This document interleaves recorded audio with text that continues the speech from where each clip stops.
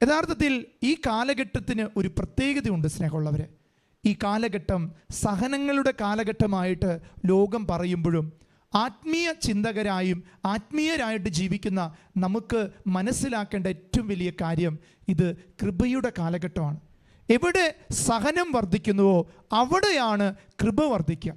എവിടെ സഹനം പൊട്ടിമുളയ്ക്കുന്നുവോ അവിടെയാണ് കൃപ പൊട്ടിമുളയ്ക്കുക. യഥാർത്ഥത്തിൽ നിങ്ങളുടെ മുന്നിൽ പങ്കുവയ്ക്കാൻ ആഗ്രഹിക്കുന്നത് ഈ കാലഘട്ടത്തിൻ്റെ കൃപ നമ്മൾ നഷ്ടമാക്കുന്നുണ്ടോ അതറിയണമെങ്കിൽ യഥാർത്ഥത്തിൽ അച്ഛൻ നിങ്ങളുടെ മുന്നിൽ പങ്കുവയ്ക്കുന്ന ഈ ചിന്താവിഷയം ഇപ്രകാരമാണ്: പരിശുദ്ധ കന്യാമറിയം കൃപയുടെ സമയത്തെ ത്വരിതപ്പെടുത്തുന്നവളാണ്. അമ്മ ഈ ലോകത്ത് ഒത്തിരി അപ്പാരിഷൻസ് അല്ലെങ്കിൽ അമ്മ പ്രത്യക്ഷപ്പെട്ട് സഭയിലെ ചില വ്യക്തികൾക്ക് പഠിപ്പിച്ചു കൊടുക്കുന്നൊരു സത്യം ഈ കാലഘട്ടത്തിൽ വർദ്ധിച്ചു വരുന്നുണ്ടെങ്കിൽ യഥാർത്ഥത്തിൽ പരിശുദ്ധ അമ്മ ഈ കൃപയുടെ സമയത്തെ ത്വരിതപ്പെടുത്തുന്നവളാണെന്ന് തിരുവചനം സാക്ഷ്യം നൽകിയിരിക്കുന്നുണ്ട്. അപ്പം യഥാർത്ഥത്തിൽ ഈ കാലഘട്ടം ഒരു സഹനത്തിൻ്റെ കാലഘട്ടമായിട്ട് ആരും തന്നെ ചിന്തിക്കരുത്. ഇത് യഥാർത്ഥത്തിൽ കൃപയുടെ കാലഘട്ടമാണ്. യഥാർത്ഥത്തിൽ സഹനം വർദ്ധിക്കുന്നിടത്താണ് കൃപ അതിനുമേൽ വർദ്ധിക്കുക. അപ്പം നമ്മൾ ചിന്തിച്ചു നോക്കി, യഥാർത്ഥത്തിൽ ഈ കൃപയുടെ കാലഘട്ടത്തിൽ ജീവിക്കാൻ എനിക്കും നിങ്ങൾക്കും അവസരം കിട്ടിയത് നന്ദി പറയണം. ജീവിക്കാൻ അവസരം കിട്ടിയതിൽ മാത്രമല്ല, ആ കാലഘട്ടത്തിൽ ഒരു പുരോഹിതനാകാൻ എനിക്കും ഒരു സന്യാസിനിയായി ജീവിക്കാൻ നിങ്ങൾക്കും കൃപ ലഭിച്ചതിന് ദൈവത്തിന് നന്ദി പറയണം. സ്നേഹമുള്ളവരെ, നമുക്കറിയാം ആദിമ സഭയുടെ ആരംഭ കാലഘട്ടത്തിൽ സഭ ഇത്രമാത്രം വർദ്ധിക്കാനും ശക്തിപ്പെടാനുള്ള കാരണം സഹനമുണ്ടായി എന്നുള്ളതാണ്. നീറോ ചക്രവർത്തിയുടെ കാലഘട്ടത്തിൽ സഭ വലിയ പീഡനങ്ങളിലൂടെ കടന്നുപോയപ്പോഴും ദൈവത്തെ ആരാധിച്ച് ഒരു ജനം ഉണ്ടായിരുന്നു. ആ ജനത്തിൻ്റെ തീഷ്ണതയാണ് ഇന്നും സഭയിൽ ഈ തീഷ്ണത വറ്റാതെ പരിശുദ്ധാത്മാവ് കൂട്ടിക്കൊണ്ടുപോകുന്നത്. അതുകൊണ്ട് സ്നേഹമുള്ളവരെ, ഈ സഹനത്തിൻ്റെ കാലഘട്ടത്തിൽ ഒത്തിരി കൃപയുണ്ട്. അപ്പോൾ ഈ കൃപയെ നമുക്ക് സ്വന്തമാക്കണമെങ്കിൽ യഥാർത്ഥത്തിൽ കൃപയുടെ സമയത്തെ ത്വരിതപ്പെടുത്തുന്ന അമ്മയെക്കുറിച്ച് തിരിച്ചറിയണം. നമുക്ക് ബൈബിൾ എടുക്കാം, കയ്യിൽ ബൈബിൾ എടുക്കാം. എന്നിട്ട് നിങ്ങൾ യോഹന്നാൻ്റെ സുവിശേഷം എടുക്കുക. യോഹന്നാൻ്റെ സുവിശേഷത്തിലെ മനോഹരമായ സുവിശേഷ ഭാഗം വായിക്കുമ്പോൾ ഈ കൃപയുടെ സമയത്തെക്കുറിച്ച് കൃത്യമായിട്ട് നിങ്ങൾക്ക് ബോധ്യമാകും. യോഹന്നാൻ്റെ സുവിശേഷം 2-ാം അധ്യായം 1 മുതൽ 11 വരെയുള്ള തിരുവചനങ്ങൾ നമ്മൾ വായിക്കാൻ ഒരുങ്ങുകയാണ്. നിങ്ങളെല്ലാവരും ബൈബിൾ എടുക്കുക. എല്ലാവരുടെ കയ്യിൽ ബൈബിൾ വേണം. സ്നേഹമുള്ളവരെ, അമ്മ ദൈവവചനത്തെ കെട്ടിപ്പിടിച്ച് ജീവിച്ചവളാണ്. നമ്മുടെ സന്യാസ ജീവിതങ്ങളിൽ ദൈവവചനത്തിന് ഒന്നാം സ്ഥാനമില്ലെങ്കിൽ അവിടെ നമ്മുടെ ജീവിതത്തിൽ ഈ കൃപ നഷ്ടപ്പെടും. കൃപ സ്വന്തമാക്കണമെങ്കിൽ ഇതാ കർത്താവിൻ്റെ ദാസി, നിൻ്റെ വചനം, നിൻ്റെ വാക്ക് എൻ്റെ ജീവിതത്തിൽ നിറവേറണം എന്ന് പറയണം. അതുകൊണ്ട് സ്നേഹമുള്ളവരെ, നമ്മൾ ഏതെല്ലാം ബുക്കുകൾ വായിച്ചാലും ദൈവവചനത്തെ സ്നേഹിച്ചില്ലെങ്കിൽ എല്ലാം നഷ്ടമാണ്. അതുകൊണ്ടാണ് കത്തോലിക്ക സഭയുടെ മതബോധന ഗ്രന്ഥവും അതുപോലെ സെക്കൻഡ് വത്തിക്കാൻ കൗൺസിലും പറയുന്നുണ്ട്, all other Catholic book written under the inspiration of the Bible. എല്ലാ പുസ്തകങ്ങളും എഴുതപ്പെട്ടത്, ആത്മീയ പുസ്തകങ്ങൾ, ക്രൈസ്തവരുടെ ആത്മീയ പുസ്തകങ്ങൾ എഴുതപ്പെട്ടത് ദൈവവചനത്തിൻ്റെ വെളിച്ചത്തിലാണ്. എന്നാൽ the Bible written under the inspiration of the Holy Spirit, പരിശുദ്ധാത്മാവിൻ്റെ പ്രേരണയാൽ എഴുതപ്പെട്ടതാണ് ദൈവവചനം. നമുക്ക് ബൈബിൾ എടുക്കാം. യോഹന്നാൻ്റെ സുവിശേഷം 2-ാം അധ്യായം 1 മുതൽ 11 വരെയുള്ള വാക്യങ്ങൾ നമ്മൾ വായിക്കുകയാണ്. നിങ്ങൾ എന്നോടുകൂടെ ചേർന്ന് വായിക്കാൻ പരിശ്രമിക്കുക. കാനായിലെ കല്യാണ വിരുന്ന്. 3-ാം ദിവസം ഗലീലയിൽ കാനായിൽ ഒരു വിവാഹ വിരുന്ന് നടന്നു. യേശുവിൻ്റെ അമ്മ അവിടെ ഉണ്ടായിരുന്നു. യേശുവും ശിഷ്യന്മാരും വിരുന്നിന് ക്ഷണിക്കപ്പെട്ടിരുന്നു. അവിടെ വീഞ്ഞ് തീർന്നു പോയപ്പോൾ യേശുവിൻ്റെ അമ്മ അവനോട് പറഞ്ഞു, അവർക്ക് വീഞ്ഞില്ല. യേശു അവളോട് പറഞ്ഞു, സ്ത്രീയെ, എനിക്കും നിനക്കും എന്ത്? എൻ്റെ സമയം ഇനിയും ആയിട്ടില്ല. അവൻ്റെ അമ്മ പരിചാരകരോട് പറഞ്ഞു, അവൻ നിങ്ങളോട് പറയുന്നത് ചെയ്യുവിൻ. യഹൂദരുടെ ശുദ്ധീകരണ കർമ്മത്തിനുള്ള വെള്ളം നിറയ്ക്കുന്ന 6 കൽഭരണികൾ അവിടെ ഉണ്ടായിരുന്നു. ഓരോന്നിലും 2-3 അളവ് കൊള്ളുമായിരുന്നു. ഭരണികളിൽ വെള്ളം നിറയ്ക്കുവിൻ എന്ന് യേശു അവരോട് കൽപ്പിച്ചു. അവർ അവയെല്ലാം വക്കോളം നിറച്ചു. ഇനി പകർന്ന് കലവറക്കാരൻ്റെ അടുത്ത് കൊണ്ടുചെല്ലുവിൻ എന്ന് അവൻ പറഞ്ഞു. അവർ അപ്രകാരം ചെയ്തു. കലവറക്കാരൻ വീഞ്ഞായി മാറിയ ആ വെള്ളം രുചിച്ചു നോക്കി. അതെവിടെ നിന്നാണെന്ന് അവരറിഞ്ഞിരുന്നില്ല. എന്നാൽ വെള്ളം കോരിയ പരിചാരകർ അറിഞ്ഞിരുന്നു. അവൻ മണവാളനെ വിളിച്ചു പറഞ്ഞു, എല്ലാവരും മേൽത്തരം വീഞ്ഞ് ആദ്യം വിളമ്പുന്നു, അതിഥികൾക്ക് ലഹരി പിടിച്ചു കഴിയുമ്പോൾ താഴ്ന്ന തരവും. എന്നാൽ നീ നല്ല വീഞ്ഞ് ഇതുവരെയും സൂക്ഷിച്ചു വെച്ചുവല്ലോ. യേശു തൻ്റെ മഹത്വം വെളിപ്പെടുത്തുന്നതിന് പ്രവർത്തിച്ച അടയാളങ്ങളുടെ ആരംഭമാണ് ഗലീലിയിലെ കാനായിൽ ചെയ്ത ഈ അത്ഭുതം. അവൻ്റെ ശിഷ്യന്മാർ അവനിൽ വിസ്മയിച്ചു. സ്നേഹമുള്ളവരെ, ഈ ദൈവവചന ഭാഗം നമ്മുടെയൊക്കെ ജീവിതത്തെ ഒത്തിരി ചിന്തിപ്പിക്കേണ്ടതാണ്. ഞാൻ നിങ്ങളുടെ മുന്നിൽ പറഞ്ഞു വയ്ക്കാൻ ആഗ്രഹിക്കുന്നത്, നിങ്ങൾ നോട്ട് പുസ്തകവും പേനയ്ക്കുണ്ടെങ്കിൽ എടുത്ത് എഴുതേണ്ടതാണ്. പരിശുദ്ധ കന്യകാ മറിയം കൃപയുടെ സമയത്തെ ത്വരിതപ്പെടുത്തുന്നവളാണ്. ഒരു വ്യക്തിയുടെ ജീവിതത്തിൽ കൃപ വരാൻ ചിലപ്പോൾ ചില തടസ്സങ്ങളുണ്ടാകാം. ചിലപ്പോൾ ജീവിതത്തിൽ തന്നെ ആഗ്രഹിക്കുന്ന ആത്മീയ സ്വപ്നങ്ങളിലേക്ക് വളരാൻ ചിലപ്പോൾ ചില തടസ്സങ്ങളുണ്ടാകും. നമ്മൾ യഥാർത്ഥത്തിൽ കൃപ സ്വന്തമാക്കിയവരെ നമ്മൾ ഓരോരുത്തരും. ഒരു സന്യാസിനി എന്ന നിലയ്ക്ക്, ഒരു പുരോഹിതൻ എന്ന നിലയ്ക്ക് ഞാൻ കൃപ സ്വന്തമാക്കിയവരാ. എന്നാൽ ഈ കൃപ മറ്റുള്ളവർക്ക് കൊടുക്കാനും എൻ്റെ ജീവിതത്തിൽ ചില സമയങ്ങളിൽ എനിക്കാവശ്യമായ കൃപ അത് നീട്ടിവെക്കാതെ പെട്ടെന്ന് ലഭിക്കാൻ എൻ്റെ ജീവിതത്തിൽ ദൈവം തന്ന വലിയൊരു ആയുധമാണ് പരിശുദ്ധ അമ്മ. ഇത് നമ്മൾ തിരിച്ചറിയണം. ഇത് ധ്യാനിക്കുമ്പോഴാണ് യഥാർത്ഥത്തിൽ നമ്മുടെ ജീവിതത്തിൻ്റെ ആഴവും ശക്തിയും മനസ്സിലാക്കാം. അതുകൊണ്ട് സ്നേഹമുള്ളവരെ, മറിയം മക്കൾക്ക് ഈ ലോകത്ത് സ്വർഗം നൽകിയ രക്ഷാകര സാന്നിധ്യമാണ്. മറിയത്തെ ഈ ലോകത്ത് ദൈവം നൽകിയ ഒരു രക്ഷാകര സാന്നിധ്യമാണ്. അതുകൊണ്ട് മറിയത്തെക്കുറിച്ച് ഉൽപ്പത്തിയുടെ പുസ്തകം മുതൽ വെളിപാടിൻ്റെ അവസാനം വരെ പറഞ്ഞു വച്ചിട്ടുണ്ട്. അതുകൊണ്ട് ഇതൊരു രക്ഷയുടെ സാന്നിധ്യത്തെ വെളിപ്പെടുത്താൻ ദൈവം തന്ന ഒരു സാന്നിധ്യമാണ് പരിശുദ്ധ കന്യകാ മറിയം. ഇത് നമ്മൾ തിരിച്ചറിയണം. മറിയം ഈ ലോകത്ത് വന്നപ്പോൾ 2 കാര്യങ്ങളാണ് ചെയ്തത്. മറിയത്തിൻ്റെ വരവ്, സാന്നിധ്യം ഈ ലോകത്ത് 2 രീതിയിൽ അനുഗ്രഹമായിട്ട് മാറുന്നുണ്ട്. ഒന്നാമത്തേത്, ലോകരക്ഷകനെ മനുഷ്യകുലത്തിന് നൽകി എന്നുള്ളതാണ് ഒന്നാമത്തെ അമ്മയുടെ സാന്നിധ്യം വഴി ഈ ലോകത്തിന് ദൈവം കൊടുത്ത വലിയൊരു അനുഗ്രഹം.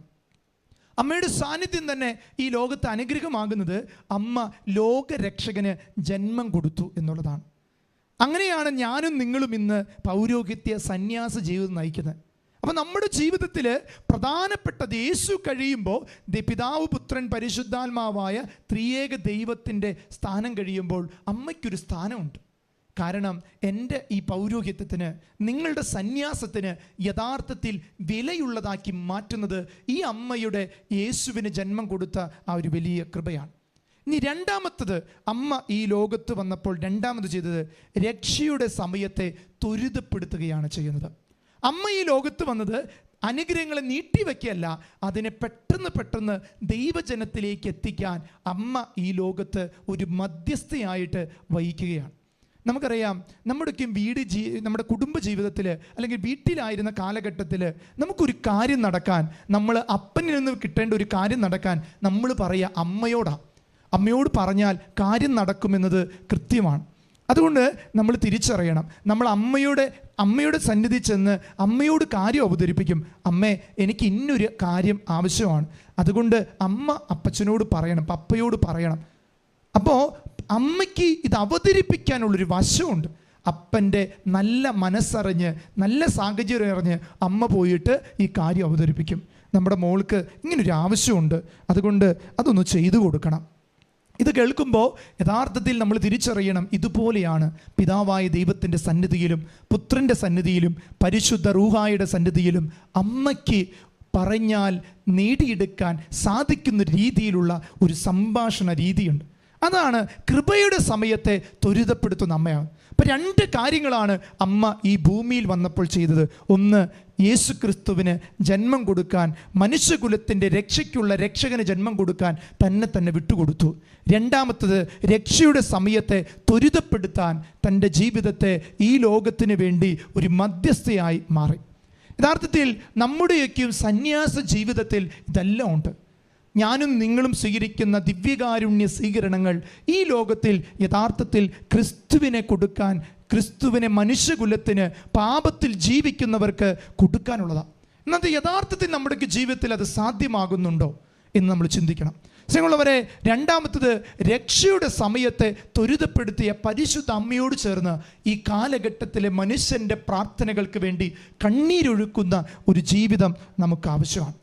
അതുകൊണ്ട് നമ്മൾ ഈ ഒരു കൃപയെ എങ്ങനെ സ്വന്തമാക്കി അമ്മ എങ്ങനെ ഈ ലോകത്ത് കൊടുത്തു എന്നുള്ള തിരിച്ചറിയുമ്പോൾ യഥാർത്ഥത്തിൽ നമ്മുടെ സന്യാസ ജീവിതത്തിൽ ആനന്ദത്തിൻ്റെ വലിയ കൃപ ലഭിക്കും. ഒന്ന് വലതുരുത്തി പറഞ്ഞേ ഹല്ലേലൂയ.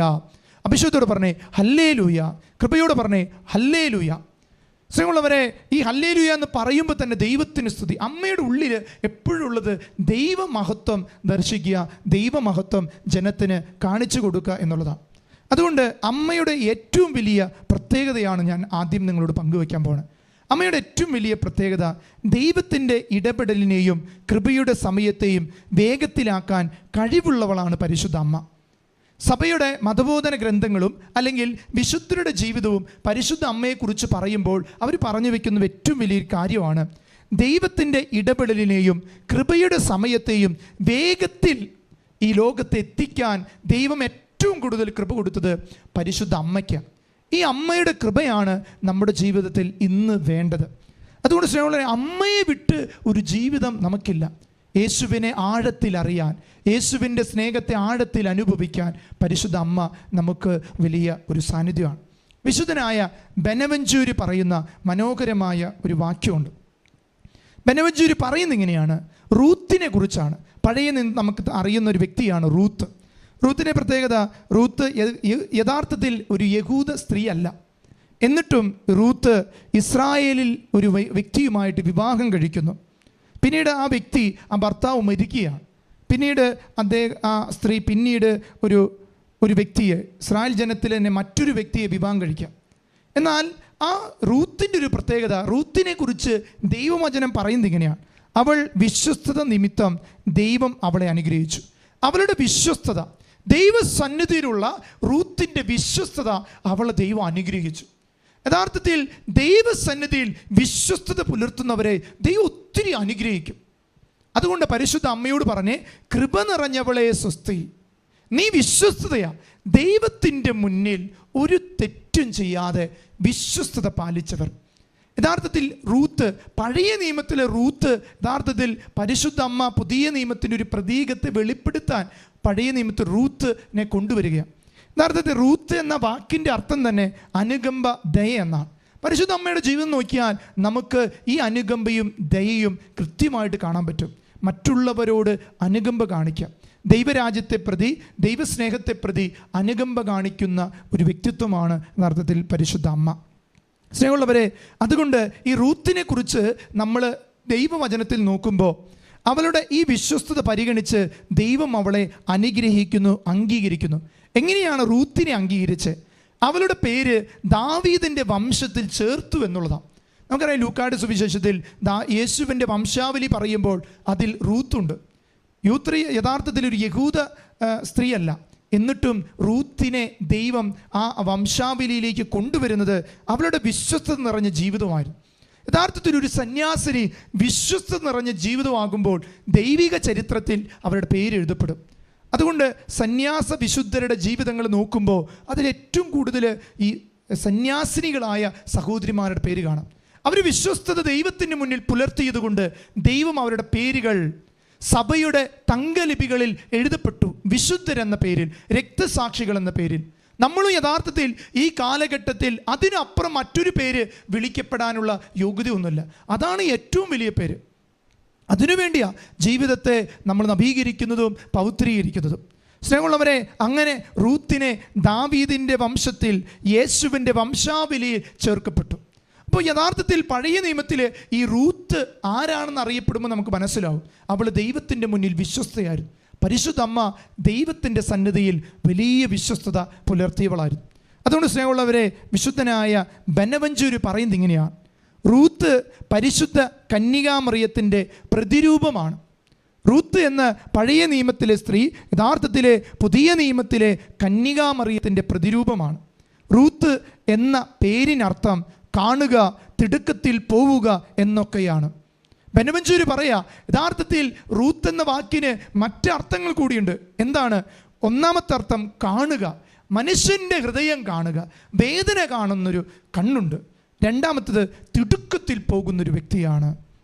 യഥാർത്ഥത്തിൽ ഈ റൂത്തിൻ്റെ ജീവിതം നോക്കിയാൽ നമ്മൾ വായിച്ച പഴയ നിയമത്തിൽ അറിയാം, തിടുക്കത്തിൽ ജീവിതത്തിൽ ഒത്തിരി പരാധീനങ്ങളും വേദനകളും, തിടുക്കത്തിൽ ദൈവസന്നിധിയിലെത്താൻ തൻ്റെ ജീവിതത്തെ, തൻ്റെ കുടുംബത്തെ ഏറ്റവും വിശുദ്ധമായി കണ്ട് ജീവിച്ച ഒരു വ്യക്തിയായിരുന്നു റൂത്ത്. സ്നേഹമുള്ളവരെ, ഇത് യഥാർത്ഥത്തിൽ പരിശുദ്ധ അമ്മയിൽ അനുവൃത്തമാകുന്നുണ്ട്. ഇതാണ് നമ്മൾ തിരിച്ചറിയുന്നത്. എങ്ങനെയാണ് ഈ കൃപയുടെ സമയത്തെ അമ്മ ത്വരിതപ്പെടുത്തുന്നത്? അതുകൊണ്ട് സ്നേഹമുള്ളവരെ, നമുക്ക് തിരിച്ചറിയാം എങ്ങനെ അമ്മ കൃപയുടെ സമയത്തെ കൊണ്ടുവരുന്നു.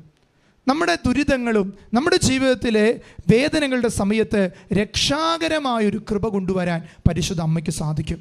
നമ്മളൊക്കെ ഒന്ന് തിരിഞ്ഞു നോക്കാം. നമ്മുടെ സന്യാസ ജീവിതത്തിൽ പല വിധത്തിലും പ്രശ്നം വരുമ്പോൾ, സഭയിൽ വലിയ പ്രശ്നങ്ങൾ പറ്റിയപ്പോൾ, സഭയുടെ വിശ്വാസം തന്നെ തച്ചുടയ്ക്കുന്ന രീതിയിലുള്ള ചില അബദ്ധ സിദ്ധാന്തങ്ങൾ കാലഘട്ടത്തിൽ വന്നപ്പോൾ അന്നത്തെ മാർപ്പാപ്പന്മാർ സന്യാസ സമൂഹങ്ങളോട് ചേർന്ന് ജപമാല ചൊല്ലി പ്രാർത്ഥിക്കാൻ പറഞ്ഞപ്പോൾ യഥാർത്ഥത്തിൽ പരിശുദ്ധ അമ്മ വഴി ഈ കാലഘട്ടത്തിൻ്റെ സഭയ്ക്കെതിരെ വന്ന ആഞ്ഞടിച്ച തിന്മകളെ ആട്ടിപ്പായിക്കാനുള്ള വലിയൊരു അഭിഷേകം ആ കാലഘട്ടത്തിൽ പരിശുദ്ധ അമ്മ വഴി സഭയുടെ മക്കൾക്ക്, സഭയുടെ പ്രിയപ്പെട്ടവരായ വൈദികർക്കും സന്യസ്തർക്കും ലഭിക്കപ്പെട്ടു എന്നുള്ളത് ചരിത്രത്തിൽ നമ്മൾ എന്നും കാണുന്ന ഒരു സത്യമാണ്.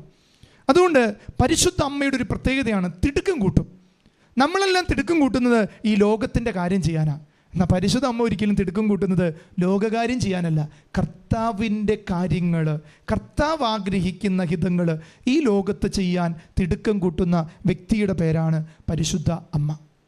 അതുകൊണ്ട് നമുക്ക് ചിന്തിക്കാം, എങ്ങനെയാണ് പരിശുദ്ധ അമ്മ യേശുവിൻ്റെ കാര്യത്തിൽ ഈ തിടുക്കം കൂട്ടിയത്? ശരിക്കും നമ്മുടെയൊക്കെ ജീവിതത്തിൽ യേശുവിൻ്റെ കാര്യത്തിലുള്ള തിടുക്കം കൂട്ടൽ എപ്രകാരമാണ്? ആദ്യ കാലഘട്ടങ്ങളിൽ സന്യാസ ജീവിതത്തിൻ്റെ തുടക്കം നമ്മൾ കടന്നു വരുമ്പോൾ തിടുക്കമായിരുന്നു കർത്താവിൻ്റെ മുന്നിൽ പോയിരിക്കാൻ, കർത്താവിൻ്റെ കൂടെ ആയിരിക്കാൻ. എന്നാൽ സ്നേഹമുള്ളവരെ, വർഷങ്ങൾ കഴിയുന്നു, സാഹചര്യങ്ങൾ മാറുന്നു.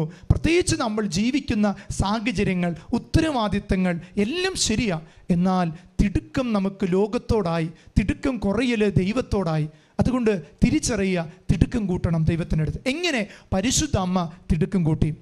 ലൂക്കായുടെ സുവിശേഷം 1-ാം അധ്യായം 39-ാം വാക്യം. Luke chapter 1 verse 39.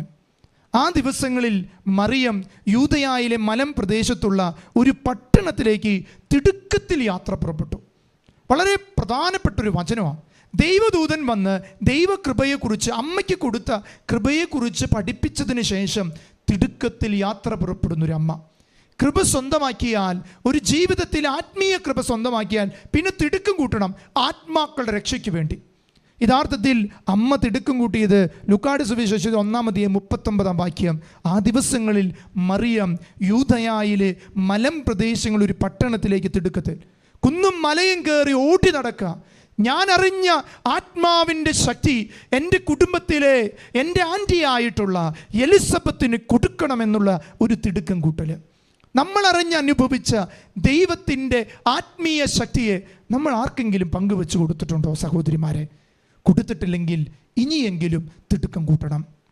ഒരു വചനമെങ്കിലും ആരുടെയും ഹൃദയത്തിൽ കൊത്തിവെക്കാൻ പറ്റിയില്ലെങ്കിൽ നമ്മുടെയൊക്കെ ജീവിതത്തിൽ ലോകത്തിൻ്റെ തിടുക്കങ്ങൾ പെട്ടെന്ന് കടന്നു വരും. അത് നമ്മുടെ ജീവിതത്തിൻ്റെ ആത്മീയ വളർച്ചയ്ക്ക് പകരം ആത്മീയ ശോഷകത്തിനും തകർച്ചയ്ക്കും കാരണമാവും. ഇത് നമ്മൾ തിരിച്ചറിയണം. സ്നേഹമുള്ളവരെ, യോഹന്നാൻ്റെ സുവിശേഷത്തിൽ 2-ാം അധ്യായം 3-ാം വാക്യം പറയുന്നത് ഇങ്ങനെയാണ്: യേശുവിൻ്റെ അമ്മ അവനോട് പറഞ്ഞു, അവർക്ക് വീഞ്ഞില്ല. ഇതാണ് തിടുക്കം കൂട്ടുന്നതിൻ്റെ ഏറ്റവും പ്രധാനപ്പെട്ട ഭാഗം. നമ്മൾ ഇന്ന് വായിച്ചു കേട്ട വചനം. ഈ വചനത്തിൻ്റെ ആഴത്തിലാണ് ഇന്ന് നമ്മൾ ആഴത്തിൽ ചിന്തിക്കാൻ പോണത്. എന്താണ് എൻ്റെ ദൈവത്തിൻ്റെ അമ്മ എന്നോട് പറയുന്നത്? സ്നേഹമുള്ളവർ, യോഹന്നാൻ്റെ സുവിശേഷം 2:3 പറയാണ്, യേശുവിൻ്റെ അമ്മ അവനോട് പറഞ്ഞു, അവർക്ക് വീഞ്ഞില്ല. സ്നേഹമുള്ളവരെ, ഈ വിരുന്നിൻ്റെ ഒരു പ്രത്യേകതയുണ്ട്. 3 ദിവസമായി നടക്കുന്ന വിരുന്ന. ഇതിൻ്റെ അവസാനത്തെ ദിവസമാണ് അമ്മ അവനോട് പറയുക, അവർക്ക് വീഞ്ഞില്ല. വീഞ്ഞില്ലാതിരുന്നല്ല, വീഞ്ഞ് ദൂർത്തടിച്ച് കളഞ്ഞതാ. വീഞ്ഞിനൊരു പ്രതീകമുണ്ട്. എന്താണ് വീഞ്ഞ്? യഥാർത്ഥത്തിൽ വീഞ്ഞ് ഒരു ജീവൻ്റെ പ്രതീകമാണ്. വീഞ്ഞിന് മറ്റൊരു പ്രതീകമുണ്ട്, അത് രക്ഷയുടെ പ്രതീകമായിട്ട് പറയാറുണ്ട്. വീഞ്ഞിന് മറ്റൊരു പ്രതീകമുണ്ട്, അത് സൗഖ്യപ്പെടുത്തുന്നതാണെന്ന് പറയുന്നത്. അതുകൊണ്ടാണ് വീഞ്ഞും എണ്ണയും ചേർത്ത് ആ തളർന്നു കിടക്കുന്ന മനുഷ്യനെ വെച്ച് കെട്ടി അവനെ സുഖപ്പെടുത്തിയ നല്ല സമരിയാക്കാരൻ്റെ ദൈവവചനം നമ്മൾ വായിക്കുന്നുണ്ട്. സ്നേഹമുള്ളവരെ, യഥാർത്ഥത്തിൽ വീഞ്ഞ് തീർന്നു പോവുക, കൃപ തീർന്നു പോകുന്നതിന് തുല്യമാണ് വീഞ്ഞ് തീർന്നു പോകുന്നത്. സ്നേഹമുള്ളവരെ, അവിടെ യേശുവിൻ്റെ അമ്മയാ യേശുവിനോട് പറഞ്ഞേ, അവർക്ക് വീഞ്ഞില്ല, തീർന്നുപോയി. കാരണം ഈ 3 ദിവസവും ആ വീട്ടിലുണ്ടായിരുന്ന 2 വ്യക്തിത്വങ്ങളാണ് യേശുവും യേശുവിൻ്റെ അമ്മയും. അവരുടെ ജീവിതത്തിൽ സമ്പൽ സമൃദ്ധി കണ്ടറിഞ്ഞവരുന്നാണ്. എന്നാൽ അവരുടെ ജീവിതത്തിൽ ഒരു വേദന വന്നപ്പോൾ അവർ പോലും പറയാതെ അവർക്ക് വേണ്ടി പറഞ്ഞവളായിരുന്നു പരിശുദ്ധ അമ്മ. സ്നേഹമുള്ളവരെ, വിശുദ്ധനായ അൽഫോൻസ് ലിഗോരി പറയുന്ന മനോഹരമായൊരു വാചകമുണ്ട്. വിശുദ്ധ അൽഫോൻസ് ലിഗോരി പറയുക, നമ്മെ സഹായിക്കാൻ ദൈവസന്നിധിയിലേക്ക് അവൾ ഓടുകയല്ല, പറക്കുകയാണ്. അവൾക്ക് ചിറകുകൾ നൽകപ്പെട്ടിരിക്കുന്നു. അൽഫോൻസ് ലിഗോരി പറയാ, നമ്മെ സഹായിക്കാൻ, ഈ കാലഘട്ടത്തിലെ മക്കളെ സഹായിക്കാൻ ദൈവസന്നിധിയിലേക്ക് അവൾ ഓടുകയല്ല. ഓടിയാൽ പെട്ടെന്ന് എത്തില്ല, മറിച്ച് അവൾ പറക്കുകയാണ്. അവൾക്ക് ചിറകുകളുണ്ട്. പരിശുദ്ധ അമ്മ പറക്കുക. ഈ ലോകത്തിനൊരു വ്യക്തി കരയുമ്പോൾ അമ്മ പറക്കുക. യഥാർത്ഥത്തിൽ നമുക്കറിയാം, ഒരു കുഞ്ഞ് വഴിയിൽ വീണ് കിടന്ന് അമ്മേന്ന് പറഞ്ഞ് കരയുമ്പോൾ യഥാർത്ഥത്തിൽ ആ കുഞ്ഞിൻ്റെ അമ്മ ഓടുന്നതിനേക്കാൾ കൂടുതൽ പറക്കുന്ന വേഗതയിലാണ് ഓടിച്ചില്ല. എന്നിട്ട് കെട്ടിപ്പിടിച്ച് എടുത്തിട്ട് പറയും, മോൻ എന്തിനാ കരയണേ, അമ്മ ഇവിടെയില്ലേ? അവൻ്റെ കണ്ണീര് മായ്ക്കപ്പെടും. ഇതുപോലെ ഞാൻ കരയുമ്പോൾ, ഞാൻ വേദനിക്കുമ്പോൾ, ഞാൻ പാപം ചെയ്ത് തകർന്നിരിക്കുമ്പോൾ, എൻ്റെ ജീവിതത്തിൽ സഹനങ്ങൾ കടന്നു വരുമ്പോൾ അമ്മയോട് നമ്മൾ ഈശോയുടെ സന്നിധി പ്രാർത്ഥിക്കാൻ പറയുമ്പോൾ ഈശോയുടെ സന്നിധിയിലേക്ക് പറന്നുപോയി നമ്മുടെ കാര്യം പറഞ്ഞ് തിരിച്ച് അതിനുള്ള ഉത്തരവുമായി അമ്മ പറന്നു വരും. അതാണ് അൽഫോൻസ് ലിഗോരി പറയുന്നത്. നമ്മെ സഹായിക്കാൻ ദൈവസന്നിധിയിലേക്ക് അവൾ ഓടുകയല്ല, പറക്കുകയാണ്. അവൾക്ക് ചിറകുകൾ നൽകപ്പെട്ടിരിക്കുന്നു. ഈ ലോകത്തെ ഏറ്റവും വലിയ മധ്യസ്ഥ പ്രാർത്ഥനക്കാരിയാണ് പരിശുദ്ധ അമ്മ. ഈ അമ്മയോട് പ്രാർത്ഥിക്കാത്ത ഏതൊരു വ്യക്തിക്ക് ഒരു മധ്യസ്ഥ പ്രാർത്ഥനക്കാരിയാവാൻ പറ്റാം. സഹോദരരെ, ഈ കാലഘട്ടങ്ങളിൽ ഒത്തിരി മക്കൾ ജപമാല ചൊല്ലി പ്രാർത്ഥിക്കുന്നുണ്ട്. അതുകൊണ്ടാണ് സഭയിൽ വലിയൊരു ശക്തി നിറഞ്ഞു നിൽക്കുന്നത്. സഭയെ തകർക്കാൻ പറ്റാത്തത് ഒത്തിരി പേരുടെ ത്യാഗപൂർണമായ പ്രാർത്ഥനകളാണ്. പുലർച്ചെ മുഴുവൻ ഇരുന്ന് പ്രാർത്ഥിക്കുന്നവരുണ്ട്. രാത്രിയുടെ യാമങ്ങളിൽ ജപമാല ചൊല്ലിയും ത്യാഗത്തോടെ പ്രാർത്ഥിക്കുന്നവരുണ്ട്. സഹോദരരെ, കാലഘട്ടത്തിൻ്റെ ആയുധമാണ് ജപമാല.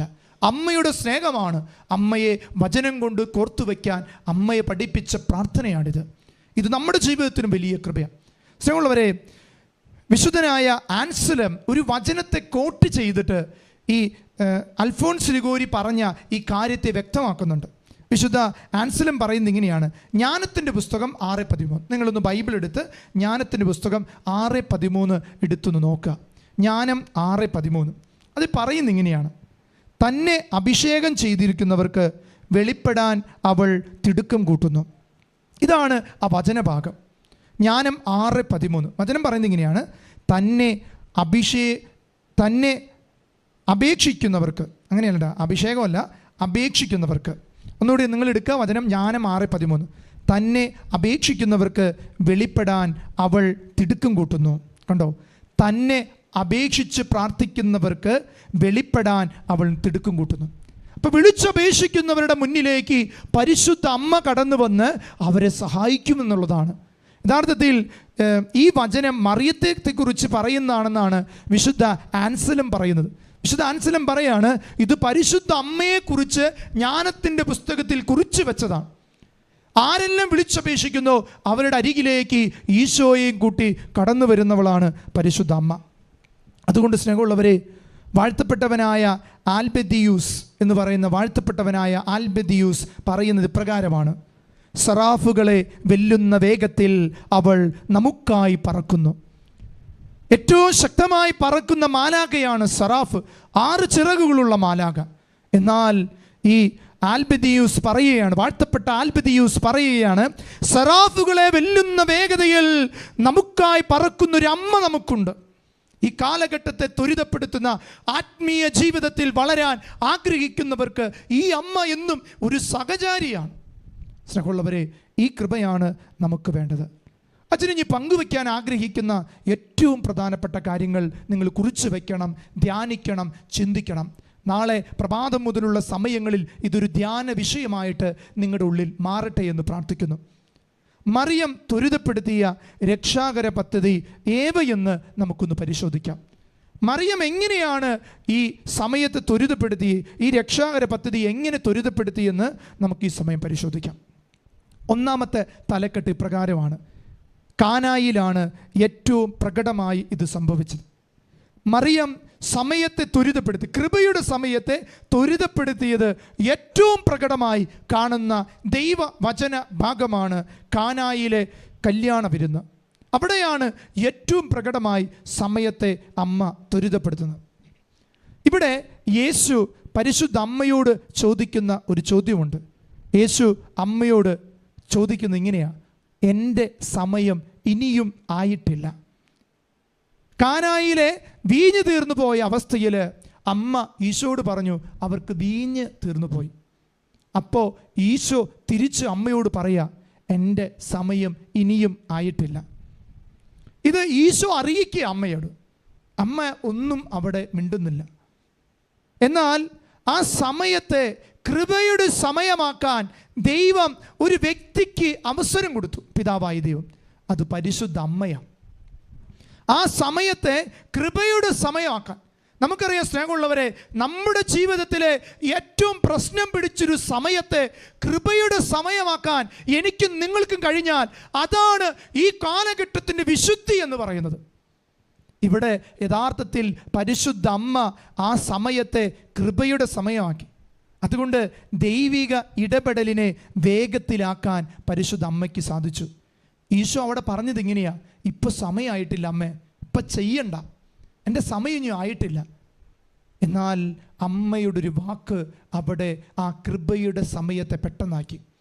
സ്നേഹമുള്ളവരെ, ആ വചനത്തിൻ്റെ ആഴങ്ങളിൽ കെടുക്കുമ്പോൾ നമ്മൾ ഒത്തിരി അറിയണം. എന്താണെന്നറിയോ? പരിശുദ്ധ അമ്മയ്ക്ക് യേശുവിൻ്റെ ആത്മാവിൻ്റെ ധ്വനി അറിയുന്നവളാണ്. കാരണം the fullness of the Holy Spirit, പരിശുദ്ധാത്മാവിൻ്റെ ആഴമേറിയ ശക്തിയുള്ളവളാണ്. പിതാവ്, പുത്രൻ, പരിശുദ്ധാത്മാവിനെ ആഴത്തിൽ, ത്രിത്വ ദൈവത്തെ ആഴത്തിൽ പഠിച്ച ഈ ലോകത്തിലെ ഏക വ്യക്തി എന്ന് പറഞ്ഞാൽ യഥാർത്ഥത്തിൽ പരിശുദ്ധ അമ്മയാണ്. അതുകൊണ്ട് ഈശോ ഈ വാക്ക് പറയണമെങ്കിൽ ഇതിൽ വലിയൊരു അർത്ഥമുണ്ട്. അത് പരിശുദ്ധ അമ്മയ്ക്ക് ഈശോയ്ക്ക് അറിയാം. ഈശോ പറഞ്ഞെങ്ങനെയാ: അമ്മേ, ഞാൻ ഈ അത്ഭുതം ചെയ്താൽ പിന്നെ അമ്മയുടെ കൂടെ ഈ ഭൂമിയിൽ ഞാൻ 3 വർഷമേ ജീവിക്കുള്ളൂ എന്ന് അമ്മയ്ക്കറിയാലോ. അതുകൊണ്ട് സമയമായോ? ചെയ്യണോ? ചെയ്താൽ അമ്മ ഞാനും ഇനി നേരിട്ട് ഈ ഭൂമി ജീവിക്കുന്ന കാലഘട്ടത്രേ ഉള്ളൂ. എന്നാൽ അമ്മ അത് സ്വീകരിക്കുക, ആ വാക്കിനെ. എന്തിനാ? അമ്മയ്ക്ക് തൻ്റെ മകൻ കുരിശിൽ മരിക്കുമ്പോൾ ഈ ജനം ലഭിക്കാൻ ആഗ്രഹിക്കുന്ന കൃപ സ്വന്തമാക്കണം. ഇനി മനുഷ്യർ പാപത്തിൻ്റെ അടിമത്തത്തെ വീട് നശിക്കാതിരിക്കണം. അവരറിയണം, രക്ഷിക്കാൻ കഴിയാത്ത വിധം എൻ്റെ ദൈവം കാൽവരിയിൽ എനിക്കൊരു മഹത്വം തന്നിട്ടുണ്ട്. രക്ഷിക്കാൻ കഴിയാത്ത വിധം എൻ്റെ കർത്താവിൻ്റെ കരം കുറുകിപ്പോയിട്ടില്ല. കാൽവരിയിൽ അവന് കേൾക്കാൻ പറ്റാത്ത വിധം നിൻ്റെ ജീവിതത്തിൽ ഒന്നും സംഭവിച്ചിട്ടില്ല. അതുകൊണ്ട് സ്നേഹമുള്ളവരെ, ഈ ഒരു സത്യത്തെ ഈ ലോകത്തറിയിക്കാൻ പരിശുദ്ധ അമ്മ അന്ന് സമ്മതിക്കുക. ഒന്ന് ചിന്തിച്ചു നോക്കി. ഞാൻ പലപ്പോഴും ചിന്തിക്കാറുണ്ട്, എൻ്റെ അമ്മ, ഞാൻ പട്ടത്തിന് കയറുകയാണ് സമയത്ത് മാലാക, ഞാൻ എൻ്റെ ഇടവക പള്ളിയിൽ എൻ്റെ അമ്മ തലയിൽ വെച്ച് പ്രാർത്ഥിക്കുന്ന സമയത്ത് മാലാക വന്നിട്ട് എൻ്റെ അമ്മയോട് പറയാ, എൻ്റെ അമ്മയുടെ പേര് റോസി എന്നാ, എൻ്റെ അമ്മ റോസി എന്ന എൻ്റെ അമ്മയോട് വന്ന് പറയാ, റോസി ചേച്ചി, ചേച്ചിയുടെ മകൻ ഇന്ന് അച്ഛനായാൽ നാളെ 3 വർഷം കഴിഞ്ഞാൽ മരിക്കുമെന്ന് അറിഞ്ഞാൽ എൻ്റെ അമ്മ ആ ബലിവേദിയിലേക്ക് എന്നെ കൈപ്പിടിച്ച് നടത്തുമോ? ഇതൊരു ചോദ്യമാണ്. നിങ്ങളൊന്ന് ചിന്തിച്ചു നോക്കിയേ.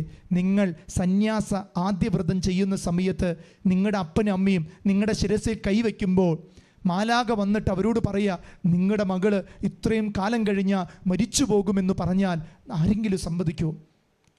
തീർച്ചയായിട്ടും സമ്മതിക്കാൻ സാധ്യതയുണ്ട്. കാരണം ക്രിസ്തുവും ക്രിസ്തുവിൻ്റെ അമ്മയും നമുക്ക് മുമ്പേ ഇതെല്ലാം ചെയ്തതുകൊണ്ട് ഇത് എന്തായാലും ഈ കാലഘട്ടത്തിൽ ചെയ്യുന്നവരുണ്ടാകും. കാരണം യേശുവിൻ്റെ രക്ഷാകര ദൗത്യത്തിലേക്ക് ജനിച്ചു വീണവരാണ് നമ്മൾ. അപ്പോൾ ചിന്തിച്ചു നോക്കിയ സ്നേഹമുള്ളവരെ, യഥാർത്ഥത്തിൽ യേശു സ്നേഹത്തിൻ്റെ ആഴത്തെ പറഞ്ഞു വെച്ചവളാണ് പരിശുദ്ധ കന്യക മറിയം. യഥാർത്ഥത്തിൽ ഈ ഒരു കൃപയെക്കുറിച്ചാണ് നമ്മൾ തിരിച്ചറിയേണ്ടത്. അതുകൊണ്ട് ഈ വചനത്തിനൊരു പ്രത്യേകതയുണ്ട്. ഈ വചനത്തിന് ഏറ്റവും വലിയ പ്രത്യേകത 3 ദിവസത്തിൻ്റെ വിരുന്നായിരുന്നത്. 3 ദിവസം, വളരെ പ്രധാനപ്പെട്ട 3 ദിവസം, 3 ദിവസത്തിൻ്റെ വിരുന്ന്. ഇതുപോലെ മറ്റൊരു 3 ദിവസത്തെക്കുറിച്ച് നിങ്ങൾ കേട്ടിട്ടുണ്ടോ?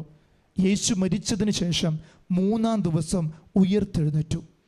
യഥാർത്ഥത്തിൽ ഈ പുതിയ നിയമത്തിലെ ഈ 2 വചനങ്ങളെ 3 ദിവസത്തെ വിരുന്നിനെയും അതുപോലെ കാൽവരിയിലെ ബലിയുടെ പൂർത്തീകരണമാകുന്ന ഉത്ഥാനത്തെയും ഇവിടെ പ്രതിനിധാനം ചെയ്യുന്നുണ്ട്. അപ്പോൾ 3 ദിവസത്തെ വിരുന്നിൻ്റെ അവസാനം വീഞ്ഞു തീർന്നു പോകുന്നു. മറ്റത് 3 ദിവസത്തെ വിരുന്നിലെ അതിൻ്റെ പൂർണ്ണത ലഭിക്കുന്നു. യഥാർത്ഥത്തിൽ ഞാനും നിങ്ങളും ആഘോഷിക്കുന്ന വിരുന്നുകൾ എപ്രകാരം? ഈ 3 ദിവസത്തെ തീരാനിരിക്കുന്ന വിരുന്നാണോ? പിന്നെ ദൈവം വന്ന് അതിനെ സമൃദ്ധമാക്കണോ? അല്ലെങ്കിൽ ക്രിസ്തു തന്ന സഹന പീഡകളോട് ചേർത്ത് വെച്ച് എൻ്റെ ജീവിത വിരുന്ന് മറ്റുള്ളവർക്ക് കൃപയുടെ വിരുന്നാക്കി മാറ്റണോ? ഈ കാലഘട്ടം പരിശുദ്ധ അമ്മ മെക്സിക്കോറിലും ഫാത്തിമയിലും ലൂർദിലും പറയുന്നത്, വൈദികരെ, സന്യസ്തരെ, കൃപ നിറഞ്ഞ ജീവിതം നയിക്ക്. ആത്മായ ജീവിതങ്ങൾക്ക് കൃപ നഷ്ടപ്പെടുമ്പോൾ നിന്നെ നോക്കുമ്പോൾ ഒരു കൃപയുടെ വീഞ്ഞായി നീ മാറണം. അതാണ് സമയത്തെ ത്വരിതപ്പെടുത്തണം. ആത്മീയ ശുശ്രൂഷകരായി നമ്മൾ സമയത്തെ ത്വരിതപ്പെടുത്തണം. ദൈവരക്ഷയെ ഈ ഭൂമിയിൽ കാണിച്ചു കൊടുക്കണം. പരിശുദ്ധ അമ്മയോട് ചേർന്ന് നിന്നുകൊണ്ട് ലൂക്കായുടെ സുവിശേഷത്തിൽ, യോഹന്നാന്റെ സുവിശേഷം 2-ാം അധ്യായം 1-ാം വാക്യത്തിലാണ് 3 ദിവസത്തെ ഈ കാനായിലെ വിരുന്നിനെ കുറിച്ച് വെളിപ്പെടുത്തുന്നത്. പിന്നീട് നമ്മൾ നോക്കിയാൽ ലൂക്കായുടെ സുവിശേഷം 18:33 കാൽവരിയിലെ ആ വിരുന്നിൻ്റെ പൂർത്തീകരണത്തെക്കുറിച്ച് പറയുന്നുണ്ട്. അവർ അവനെ പരിഹസിക്കുകയും വധിക്കുകയും ചെയ്യും, എന്നാൽ 3-ാം ദിവസം അവൻ ഉയർത്തെഴുന്നേൽക്കും. യേശുവിൻ്റെ ഉത്ഥാനത്തെക്കുറിച്ച് പഠിപ്പിക്കുക. അവർ അവനെ പരിഹസിക്കുകയും വധിക്കുകയും ചെയ്യും, എന്നാൽ 3-ാം ദിവസം അവൻ ഉയർന്നേൽക്കും. നമ്മളെ ആരെങ്കിലും താഴ്ത്തിക്കെട്ടിയാൽ, സഭയുടെ മക്കളായ, സഭയ്ക്ക് വേണ്ടി ജീവിതം മാറ്റിവെച്ച സന്യസ്തരെ വഴിയോരങ്ങളിൽ നിങ്ങളൊരു ചർച്ചാ വിഷയമാകുന്നുണ്ടെങ്കിൽ, മാധ്യമങ്ങളിൽ നിങ്ങൾ ചർച്ചാ വിഷയമാകുന്നുണ്ടെങ്കിൽ, ഒരു 3 ദിവസത്തെ സഹനത്തിന് ശേഷം ക്രിസ്തു ഉത്ഥാനം ചെയ്തതുപോലെ ഈ സഭയിൽ അനേകം വിശുദ്ധര് രൂപം കൊള്ളുമെന്ന് പരിശുദ്ധ അമ്മ വഴി യേശു അനേകരെ ഈ പ്രഖ്യാപനം ചെയ്തിട്ടുണ്ട്. അതുകൊണ്ട് തിരിച്ചറിയുക, ഈ പീഡനങ്ങളുടെ കാലഘട്ടം നമ്മളെ വിശുദ്ധീകരിക്കാനും നമ്മളെ കൃപയിലേക്ക് നയിക്കാനും ദൈവം തന്ന കാലഘട്ടമാണ്. ലൂക്കായുടെ സുവിശേഷം 24-ാം അധ്യായം 7-ാം വാക്യം, ക്രൂശിക്കപ്പെടുകയും 3-ാം ദിവസം ഉയർത്തെഴുന്നേൽക്കുകയും ചെയ്യേണ്ടിയിരിക്കുന്നു. ക്രിസ്തു ക്രൂശിക്കപ്പെടുകയും 3-ാം ദിവസം മരിച്ചവരിൽ നിന്ന് ഉയർത്തെഴുന്നേൽക്കുകയും ചെയ്യേണ്ടിയിരിക്കുന്നു. യേശുവിൻ്റെ മരണം ഒരു ഉത്ഥാനത്തിൻ്റെ പ്രതീക്ഷയാണ്. അതുകൊണ്ട് പരിശുദ്ധ അമ്മ ഒരിക്കലും മകനെ തടയാതിരുന്നേ. അവർക്ക് വീഞ്ഞു തീർന്നു പോയി, നീ കൊടുക്ക് മകനെ. നമുക്ക് ഈ രക്ഷയുടെ ദൗത്യത്തിനെ പൂർണ്ണമാക്കണം. സ്നേഹമുള്ളവരെ, അമ്മ നമ്മളോട് പറയുന്നത് എന്താണെന്നറിയോ?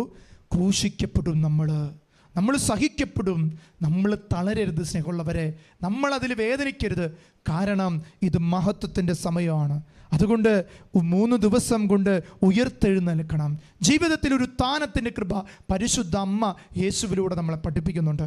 ലൂക്കായുടെ സുവിശേഷം 24-ാം അധ്യായം 46-ാം വചനം, ലൂക്ക് ചാപ്റ്റർ 24:46, ക്രിസ്തു സഹിക്കുകയും 3-ാം ദിവസം മരിച്ചവരിൽ നിന്ന് ഉയർത്തെഴുന്നേൽക്കുകയും ചെയ്യും.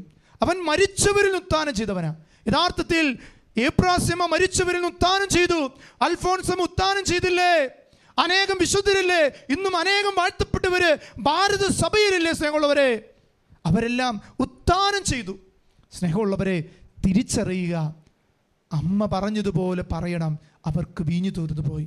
നമ്മുടെ സഭയിലെ കുഞ്ഞുങ്ങൾക്ക് ഇന്ന് വീഞ്ഞു തീർന്നു പോയിക്കൊണ്ടിരിക്കുക, യുവജനങ്ങൾക്ക് വീഞ്ഞു തീർന്നു പോയിക്കൊണ്ടിരിക്കുക, കുടുംബങ്ങളിൽ വീഞ്ഞ് നഷ്ടപ്പെട്ടുകൊണ്ടിരിക്കുക. യഥാർത്ഥത്തിൽ ചിന്തിച്ചു നോക്കിയ സ്നേഹമുള്ളവരെ, വീഞ്ഞ് തീർന്നു പോയവരുടെ കൽഭരണികൾ നിറയ്ക്കാനുള്ള നമ്മുടെ ഉള്ളിൽ വീഞ്ഞു തീർന്നു പോയിട്ടുണ്ടോ? നമുക്ക് സഹനം വരുമ്പോൾ വീഞ്ഞു തീർന്നു പോകുന്നുണ്ടോ? നമുക്ക് വേദന വരുമ്പോൾ ജീവിതത്തിൽ വീഞ്ഞു തീർന്നു പോയിട്ടുണ്ടോ? തീർന്നു പോകരുത് സ്നേഹമുള്ളവരെ. അമ്മ നമ്മളെ പഠിപ്പിക്കുന്നത് വീഞ്ഞു തീർന്നു പോകാതെ ജീവിക്കാനാ. അവിടെയാ ജീവിതത്തിന് വലിയ കൃപ കടന്നു വരുന്നത്. മത്തായി ശ്രീകാട് സുവിശേഷം 17:23 മത്തായി 20:19 പറയുന്നത് ഇതേ വചനങ്ങൾ തന്നെയാണ്. നിങ്ങൾ വായിച്ചു നോക്കണം, എഴുതണം, ധ്യാനിക്കണം. സ്നേഹമുള്ളവരെ, അതുകൊണ്ട് നമ്മുടെ ഈ സന്യാസ ജീവിതത്തിൻ്റെ ഏറ്റവും വലിയ കൃപ തിടുക്കത്തിൽ ദൈവസന്നിധിയിൽ ദൈവത്തോട് പ്രാർത്ഥിക്കുക. യേശുവിൻ്റെ മുന്നിൽ തൻ്റെ മകനെ മരണത്തിന് വിട്ടുകൊടുത്ത് ഈ ലോകരക്ഷയെ ത്വരിതപ്പെടുത്തിയ ഒരു അമ്മയാണ് പരിശുദ്ധ കന്യകാമറിയം. ഇതുപോലൊരു അമ്മ ലോകത്തില്ല മക്കളെ. ജീവൻ കൊടുത്ത് തൻ്റെ ഏകപുത്രനെ കാൽവരിയിൽ ഉടുതുണി കൊണ്ട് വലിച്ചു കീറിയപ്പോഴും തൻ്റെ ജീവിതം കൊടുത്ത് പ്രാർത്ഥിച്ചവളാണ് പരിശുദ്ധമ്മ. ഇതുപോലെ വേദനിക്കുന്നവന് വേണ്ടി ജീവിതം കൊടുത്ത് പ്രാർത്ഥിക്കാൻ എനിക്കും നിങ്ങൾക്കും കടമയുണ്ട് ഈ കാലഘട്ടത്തിൽ. അത് നഷ്ടപ്പെട്ടതുകൊണ്ടാണ് വഴിത്തെരിവുകളിൽ യുവജനങ്ങൾ, കുഞ്ഞുങ്ങൾ, കുടുംബങ്ങൾ ഇങ്ങനെ തെറിച്ച് വീണ് കിടക്കുന്നത്. ആരും അവരെ നോക്കാനില്ല, നമ്മളാ അവരെ നോക്കേണ്ടത്. അമ്മ എന്ന നിലയ്ക്ക് അമ്മയുടെ ദൗത്യമാണ് സന്യസ്തരെ നിങ്ങൾക്ക് ദൈവം തന്നിരിക്കുന്നത്. പരിശുദ്ധ അമ്മയെ പോലെ ഹൃദയത്തോട് ചേർത്ത് വെച്ച് വേദനിക്കുന്നവൻ്റെ വേദനകളെ ക്രിസ്തുവിൻ്റെ മുന്നിൽ ഒരു പ്രകരണമായി പറഞ്ഞു വയ്ക്കാൻ ദൈവം നിങ്ങൾക്ക് കൃപ നൽകിയിരിക്കുക. സ്നേഹമുള്ളവരെ, മഹുദ്ധീകരണത്തിൻ്റെ ആ 3 ദിവസങ്ങൾ ഇതാ പരിശുദ്ധ അമ്മയിലൂടെ കൃപയുടെ സമയമായി പെട്ടെന്ന് കടന്നു വരിക. ആ 3 ദിവസങ്ങളിലുണ്ടായ സംഭവങ്ങളെല്ലാം പരിശുദ്ധ അമ്മ ഈശോയുടെ സന്നിധിയിൽ മറക്കാൻ പറഞ്ഞിട്ട് ആ കൃപയുടെ സമയത്തെ പെട്ടെന്ന് കൊണ്ടുവരാൻ അമ്മ ഈശോയെ ഓർമ്മപ്പെടുത്തുകയാണ്.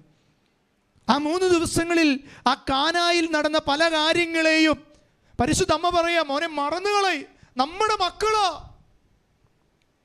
ഈശോയുടെ മനസ്സാ പരിശുദ്ധ അമ്മയുടെ മനസ്സ്. ഈ ഭൂമിയിൽ അങ്ങനെ പറയാൻ ഒരു വ്യക്തി ഉണ്ടായിരുന്നെങ്കിൽ പണ്ടേ ഈ നാട് നശിക്കില്ലായിരുന്നുവെന്ന് ദൈവവചനം പറയുന്നുണ്ട്. ഒരു നീതിമാനെങ്കിലും ഉണ്ടെങ്കിൽ ഈ നാട് നശിക്കില്ലായിരുന്നു. സ്നേഹമുള്ളവരെ, അന്ന് കാനായിലെ നീതിമതിയായി നിന്നത് പരിശുദ്ധ അമ്മയാ. അവർക്ക് വേണ്ടി ദൈവസന്നിധിയിൽ പ്രാർത്ഥിച്ചത്. അമ്മ നമ്മളെ വിളിക്കുക, മക്കളെ നിങ്ങൾ വാ, നമുക്ക് ഒരുമിച്ച് പ്രാർത്ഥിക്കണ്ടേ. നിങ്ങളുടെ കോൺവെന്റ്, നിങ്ങളുടെ സാന്നിധ്യം ആ സ്ഥലത്ത് ഒരു ദുരന്തത്തിന് പകരം കൃപയുടെ സമയമാകാനാ ഞാൻ നിങ്ങളെ വിളിച്ച് മാറ്റിയിരുത്തിയത്. സുഖ സൗകര്യങ്ങളിൽ നിന്ന് കഷ്ടതയുടെ വീഞ്ഞ് കുടിച്ച് കൃപയുടെ വീഞ്ഞ് നിറച്ചു കൊടുക്കാനാ ഞാൻ നിന്റെ ഭവനത്തിൽ നിന്ന് അനേകം ഭവങ്ങളിലെ ഒരു അമ്മയായി വിളിച്ചു മാറ്റിയത്. ഈ ഒരു കൃപ നമ്മൾ സ്വന്തമാക്കണം സ്നേഹമുള്ളവരെ. അതുകൊണ്ട് ആ മഹുദ്ധീകരണത്തിൻ്റെ സമയത്തെ ഇനി തിടുക്കപ്പെടുത്താൻ അമ്മ നമ്മുടെ കൂടെയുണ്ട്. അതുകൊണ്ട് ദൈവത്തിൻ്റെ ഇടപെടലുകളെ വേഗത്തിൽ മറിയത്തിന് സാധിച്ചു. ദൈവത്തിൻ്റെ ഇടപെടലുകളെ വേഗമാക്കാൻ മറിയത്തിന് സാധിച്ചു. ഇത് നമ്മൾ തിരിച്ചറിയണം. അമ്മയോട് ചേർന്ന് നിന്ന സ്നേഹമുള്ളവരെ, കൃപയുടെ സമയത്തെ പെട്ടെന്നാക്കാൻ സാധിക്കും. അതുകൊണ്ടാണ് ജോൺ പോൾ രണ്ടാമൻ മാർപ്പാപ്പ പറയുന്നത്, ജപമാല ചൊല്ലി പ്രാർത്ഥിക്ക്, വിശുദ്ധിയോടെ പ്രാർത്ഥിക്ക്. സ്നേഹമുള്ളവർ, ഈ കാലഘട്ടത്തിൽ പലപ്പോഴും നമ്മുടെ ഉടുപ്പുകളിൽ തൂങ്ങിക്കിടക്കുന്ന ജപമാല മാത്രമായിട്ട് മാറരുത്. കൈകളിലെടുത്ത് അത് അനേകർക്ക് വേണ്ടി കാഴ്ചവെക്കുന്ന ഒരു ജപമണി മാത്രമായി മാറരുത്. ഇത് നമ്മുടെ ജീവിതത്തിൽ വചനം കോർത്തൊരു മാലയായിട്ട് മാറണം. അവിടെയാ കൃപ കിട്ടുന്നത്. ഒന്ന് കരങ്ങളെ ഹൃദയത്തോട് ചേർത്ത് വെച്ചൊന്ന് കണ്ണടച്ച് ഈ വചന ശുശ്രൂഷയുടെ 2ാം ഭാഗത്തിലേക്ക് നമ്മൾ പ്രവേശിക്കുമ്പോൾ, അമ്മേ ഈശോയോട് താക്കി എന്നെ മാറ്റണമെന്ന് പ്രാർത്ഥിച്ച്, പരിശുദ്ധ അമ്മേ ഈശോയുടെ കൃപ നിറഞ്ഞ സമയത്തിലേക്ക് എന്നെയും കൂട്ടിക്കൊണ്ടുപോകണം. എൻ്റെ കൂടെയുള്ള പ്രിയപ്പെട്ടവരെയും കൂട്ടിക്കൊണ്ടുപോകണം. അമ്മേ, ഈ സമയം ഞങ്ങളെ ശക്തിപ്പെടുത്തണമേ. അമ്മ കാനായിൽ തൻ്റെ പ്രിയപുത്രനെ കൊടുത്തതുപോലെ ഞങ്ങളും ഞങ്ങളുടെ ജീവിതത്തിൽ പ്രിയപുത്രനായ യേശുവിൻ്റെ മണവാട്ടികളായി ഞങ്ങൾ യേശുവിൻ്റെ കൂടെ ജീവിക്കാനുള്ള ഒരു ആത്മീയ കൃപ ഞങ്ങൾക്ക് നൽകണമേ. ആമേൻ. സ്നേഹമുള്ളവരെ, നമ്മൾ ഇനി അടുത്ത ഒരു ചിന്തയിലേക്ക് പ്രവേശിക്കുകയാണ്. ഞാൻ നിങ്ങളോട് പറഞ്ഞു, കൃപയുടെ സമയത്തെ, കാനായിലെ ആ കൃപയുടെ സമയം യഥാർത്ഥത്തിൽ ആ സമയമായിരിക്കണമെന്നില്ല. എന്നാൽ ഈ 3 ദിവസങ്ങളിൽ യഥാർത്ഥത്തിൽ അമ്മയുടെ സാന്നിധ്യം ആ സമയത്തെ ത്വരിതപ്പെടുത്തി എന്നുള്ളതാണ്. ഇനി നമ്മൾ ചിന്തിക്കാൻ പോകുന്നത്, എന്തായിരുന്നു കാനായിലെ പ്രതിസന്ധി?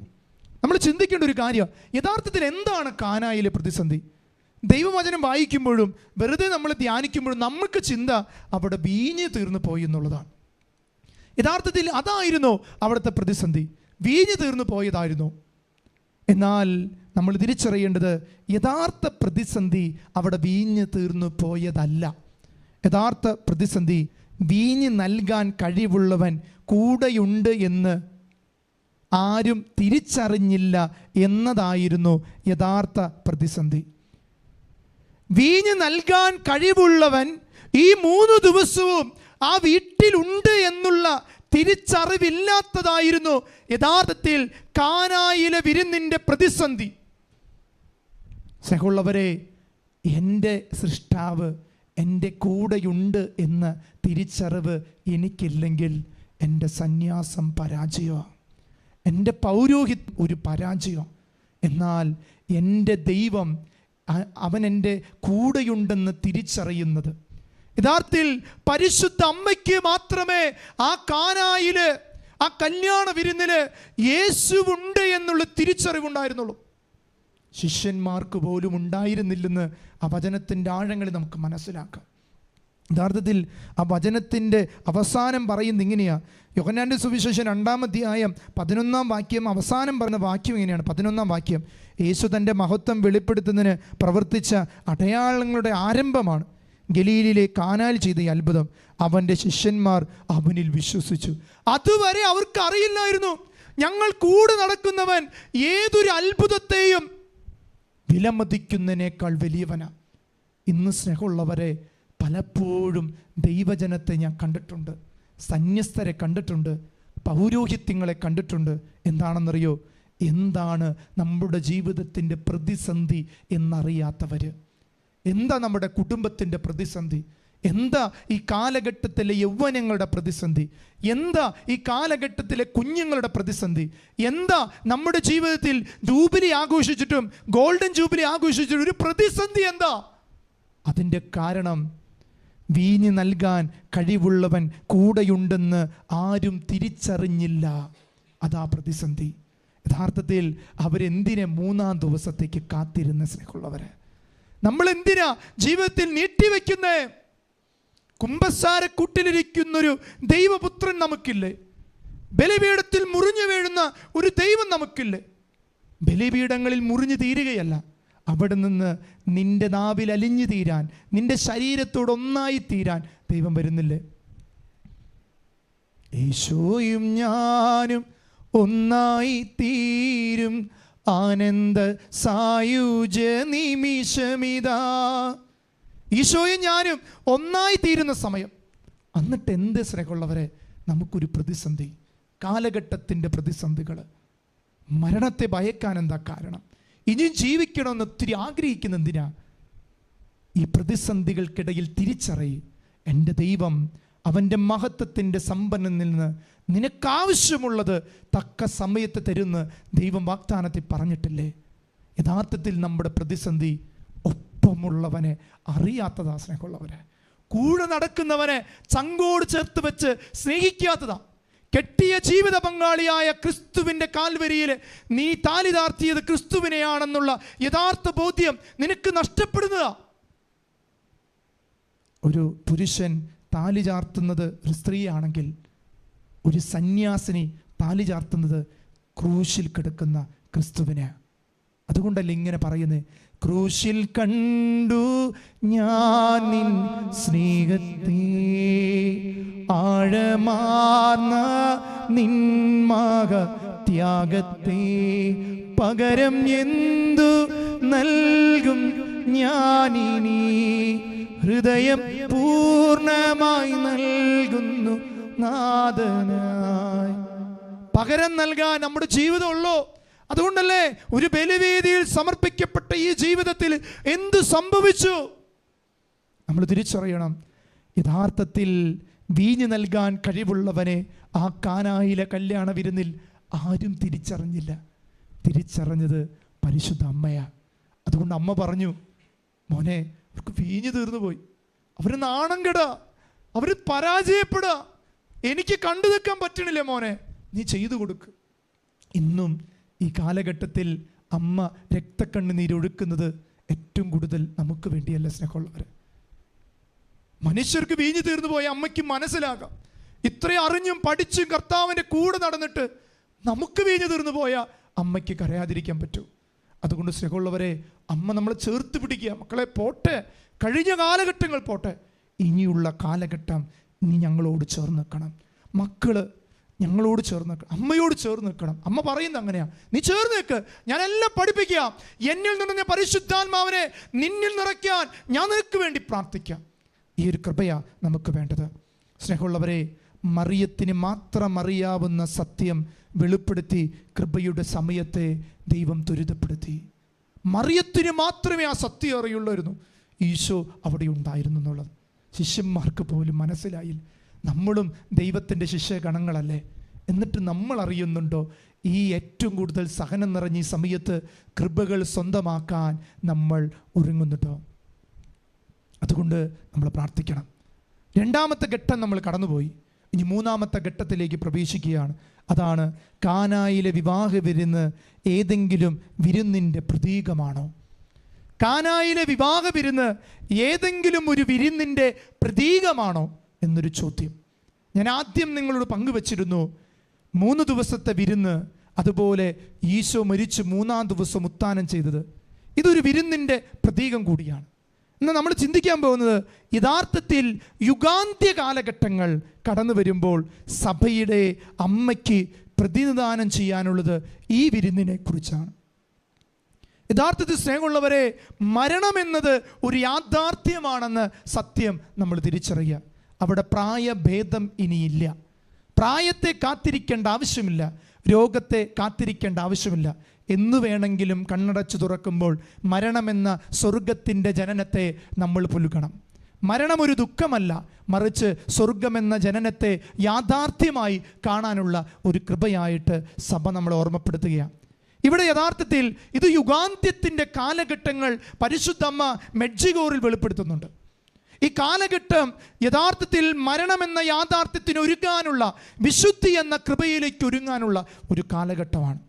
അതുകൊണ്ട് സ്നേഹമുള്ളവരെ, കാനായിലെ കൃപയുടെ സമയത്തെ വെളിപ്പെടുത്തിയെങ്കിൽ യുഗാന്ത്യ കാലഘട്ടത്തിലെ ഗതിവിഗതികളെ വെളിപ്പെടുത്താൻ ലോകത്തിന് ദൈവം തന്ന യഥാർത്ഥ സാക്ഷ്യ പത്രത്തിൻ്റെ പേരാണ് പരിശുദ്ധ കന്യക മറിയം.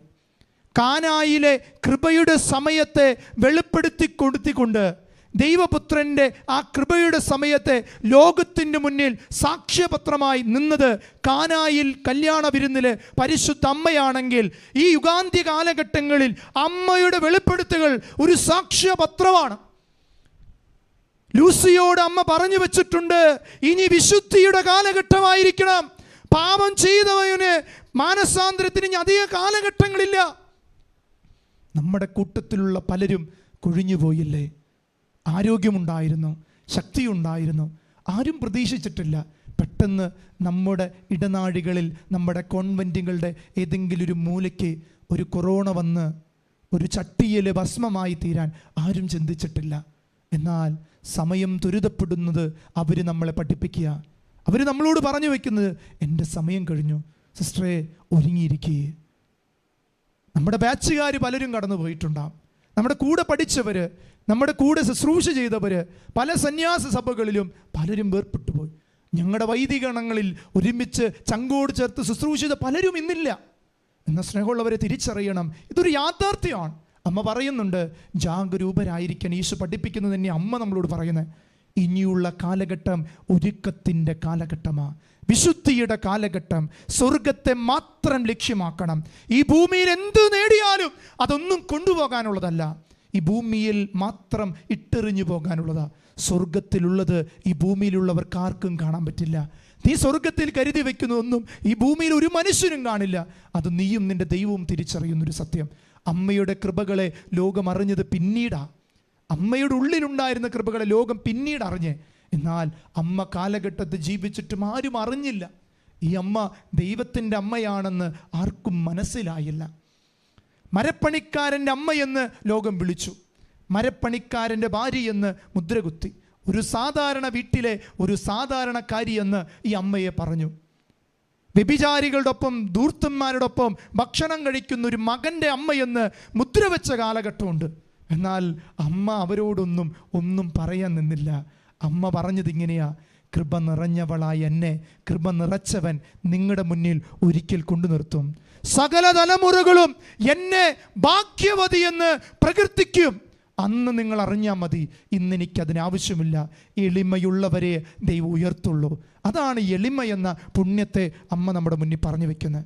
അതുകൊണ്ട് സ്നേഹമുള്ളവരെ, ഈ മൂന്നാമത്തെ യാഥാർത്ഥ്യം നമ്മൾ തിരിച്ചറിയണം. കാനായിലെ വിവാഹ വിരുന്ന് ഏതെങ്കിലും വിരുന്നിൻ്റെ പ്രതീകമാണോ? യുഗാന്ത്യ കാലഘട്ടങ്ങളിലെ വിരുന്നിൻ്റെ പ്രതീകമാണ് യഥാർത്ഥത്തിൽ കാനായിലെ വിരുന്ന്. അവരുടെ 2 ദിവസങ്ങൾ ദൂർത്തടിച്ചും സുഖലോലുപതയിലും നശിച്ചും അതിൻ്റെ പാപാവസ്ഥയിൽ അവർ കടന്നുപോയി. എന്നാൽ 3-ാം ദിവസം അവർക്ക് മനസ്സിലായി, എല്ലാവർക്കും മനസ്സിലായില്ലെങ്കിലും കുറച്ചു പേർക്കെങ്കിലും മനസ്സിലായി, കർത്താവേ ഞങ്ങൾ തെറ്റ് ചെയ്തു പോയി. നല്ല കള്ളനെ പോലെ കാനായിലെ വിവാഹ വിരുന്നിൽ ആരൊക്കെയോ ചങ്കടിച്ച് കരഞ്ഞു. ആ വീട്ടുകാർ മാത്രമായിരിക്കണമെന്നില്ല. ഇന്നും ഈ കാലഘട്ടങ്ങളിൽ അനേകര് മാനസാന്തരത്തിൻ്റെ ഫലം പുറപ്പെടുവിക്കാൻ തുടങ്ങി. അതല്ലേ സ്നാപയോഹന്നാൻ പറഞ്ഞ്, മാനസാന്തരപ്പെടുവിൻ, സ്വർഗരാജ്യം സമീപിച്ചിരിക്കുന്നു. അതുകൊണ്ട് സ്നേഹമുള്ളവരെ, അമ്മ യുഗാന്ത്യ കാലഘട്ടങ്ങളിലെ കൃപയെ ത്വരിതപ്പെടുത്തുന്നവളാണ്. ഇത് നമ്മൾ സ്വന്തമാക്കണം. അതുകൊണ്ട് നമ്മൾ തിരിച്ചറിയേണ്ടത്, സഭയെ ദൈവിക പദ്ധതി അറിയാൻ ഏറ്റവും കൂടുതൽ കൃപയുള്ളത് പരിശുദ്ധ അമ്മയ്ക്കാണ്. ഈ സഭയുടെ കാലഘട്ടങ്ങൾ തിരിച്ചറിയാൻ. അതുകൊണ്ട് സ്നേഹമുള്ളവർ, ഈ കാലഘട്ടം പ്രാർത്ഥിക്കേണ്ട കാലഘട്ടം. സഭയിൽ ഭിന്നതകൾ കടന്നു വരുന്ന കാലഘട്ടം. സഭയിൽ കൂട്ടായ്മകൾ നശിക്കുന്നത്, പൗരോഹിത്യം പോലും വെല്ലുവിളിക്കുന്ന കാലഘട്ടം, സന്യാസങ്ങളെ വഴിയോരങ്ങളിൽ ചർച്ചാ വിഷയമാക്കുന്നത്. എന്നാൽ ഇവിടെ നമ്മൾ തിരിച്ചറിയേണ്ടത്, ഈ കാലഘട്ടങ്ങളിൽ എനിക്കും നിങ്ങൾക്കും കിട്ടുന്ന കൃപ ഈ ലോകം ഇന്നുവരെ കാണാത്തതാണ്. ആ കൃപയിലേക്ക് ഇനി സഹോദരിമാരെ നമുക്ക് നടക്കണം. കൂടപ്പിറപ്പുകളെ നമുക്ക് കടക്കണം.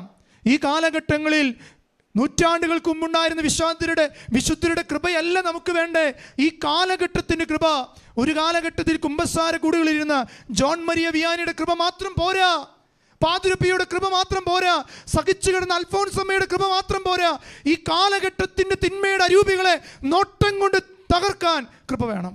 വാക്കുകൊണ്ട് തകർക്കാൻ കൃപ വേണം. അതാണ് കൃപയുടെ സമയത്തെ ത്വരിതപ്പെടുത്തുന്ന പരിശുദ്ധ അമ്മ. സ്നേഹമുള്ളവരെ, ആ ഒരു കൃപയിലേക്ക് നമ്മൾ നടന്നു നീങ്ങണം.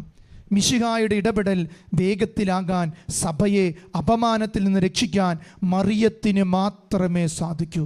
നമ്മൾ തിരിച്ചറിയുന്നു, മിശിഹായുടെ ഇടപെടലുകൾ വേഗത്തിൽ ഈ ഭൂമിയിലേക്കാക്കാൻ സ്വീകരിക്കും. പരിശുദ്ധമ്മ ഒരു ഇടവർത്തിയാണ്, ദൈവത്തിൻ്റെ മുന്നിലും മനുഷ്യരുടെ മുന്നിലും. പരിശുദ്ധ അമ്മ കഴിഞ്ഞാൽ മാലാഖമാരുണ്ട്. അത് കഴിഞ്ഞാൽ യഥാർത്ഥത്തിൽ ഭൂമിയിൽ ജീവിക്കുന്ന നമുക്ക് അതിനുള്ളൊരു കൃപയുണ്ട്. യഥാർത്ഥത്തിൽ നമ്മുടെ കൂട്ടത്തിലുള്ളവരാണ് വിശുദ്ധരായിരിക്കുന്നത്. യഥാർത്ഥത്തിൽ നമുക്ക് അങ്ങനെ ഒരു കൃപയുണ്ട് സ്നേഹമുള്ളവരെ. ഒരു പുരോഹിതൻ മനുഷ്യനും ദൈവത്തിനും ഇടയിലുള്ള ഇടയവർത്തിയാണ്. ഒരു സന്യാസിനി ദൈവത്തിനും മനുഷ്യരുടെ ഇടയിലുള്ള ഒരു ഇടയവർത്തിനിയാണ്. നമ്മുടെ ജോലി അതാണ്. നമ്മൾ മനുഷ്യരുടെ ഇടയിൽ മാത്രം പ്രവർത്തിക്കരുത്, ദൈവത്തെയും മനുഷ്യനെയും കൂട്ടിയോജിപ്പിക്കണം. ഒരു മൊബൈൽ ഫോണ് ഒരു ഇലക്ട്രിക് ചാർജ് കയറ്റണമെങ്കിൽ അതിനിടയിൽ ഒരു ചാർജ് കുത്തിവെക്കുന്നൊരു വയറുണ്ട്. അതാണ് നമ്മൾ യഥാർത്ഥത്തിൽ മനുഷ്യരുടെ ഇടയിലും ദൈവത്തിൻ്റെ ഇടയിലും അമ്മ ചെയ്ത ആ പ്രവൃത്തി ചെയ്യാൻ ദൈവം വിളിച്ചു കൂട്ടിയ മഹത്വമുള്ള വിളിയുടെ മക്കളാണ്. സ്നേഹമുള്ളവരെ, അച്ഛൻ നാലാമത്തെ ആ കൃപയുടെ മഹത്വത്തിലേക്ക് പ്രവേശിക്കുക. നമ്മൾ 3 കാര്യങ്ങൾ പറഞ്ഞു. നാലാമത്തത് ഇപ്രകാരമാണ്: പരിശുദ്ധ അമ്മ എങ്ങനെയാ സഭയോട് യേശുവിനെ അനുസരിക്കാൻ പറയുന്നത്? പരിശുദ്ധ അമ്മ എങ്ങനെയാണ് സഭയിലെ നേതൃത്വ നിരയിൽ നിൽക്കുന്ന എന്നോടും നിങ്ങളോടും അനുസരിക്കാൻ പറയുന്നത്? യേശുവിനെ അനുസരിക്കാൻ നമ്മൾ എങ്ങനെ ഒരുങ്ങണമെന്ന് പരിശുദ്ധ അമ്മ പറഞ്ഞു തരുന്നുണ്ട്. യോഹന്നാന്റെ സുവിശേഷം 2-ാം അധ്യായം 5-ാം വാക്യം, ജോൺ ചാപ്റ്റർ 2 വേഴ്സ് 5. വചനം പറയുന്നത് എങ്ങനെയാ? അവൻ്റെ അമ്മ പരിചാരകരോട് പറഞ്ഞു, അവൻ നിങ്ങളോട് പറയുന്നത് ചെയ്യുവിൻ. അവൻ്റെ അമ്മ പരിചാരകരോട് പറഞ്ഞു, അവൻ നിങ്ങളോട് പറയുന്നത് ചെയ്യുവിൻ. യഥാർത്ഥത്തിൽ ഈ പരിചാരകൻ എന്ന വാക്ക് ഒരു ബ്രാക്കറ്റിലിട്ട് നിങ്ങളുടെ ബൈബിളിൽ ഇങ്ങനെ എഴുതണം: അവൻ്റെ അമ്മ എന്നോട് പറഞ്ഞു, അവൻ പറയുന്നത് നിങ്ങൾ ചെയ്യുവിൻ. അവൻ്റെ അമ്മ, യേശുവിൻ്റെ അമ്മ, പരിശുദ്ധ അമ്മ. സഹോദരി, നിന്നോട് പറയുക, അവൻ പറയുന്നത് പോലെ ചെയ്യുക. എന്നോട് പറയുകയാണെങ്കിൽ യേശുവിൻ്റെ അമ്മ സിജോച്ചിനോട് പറയുക, യേശു പറയുന്നത് പോലെ ചെയ്യാൻ. യേശു പറയുന്നത് പോലെ ചെയ്താൽ നമ്മൾ എന്തിനു പേടിക്കണം?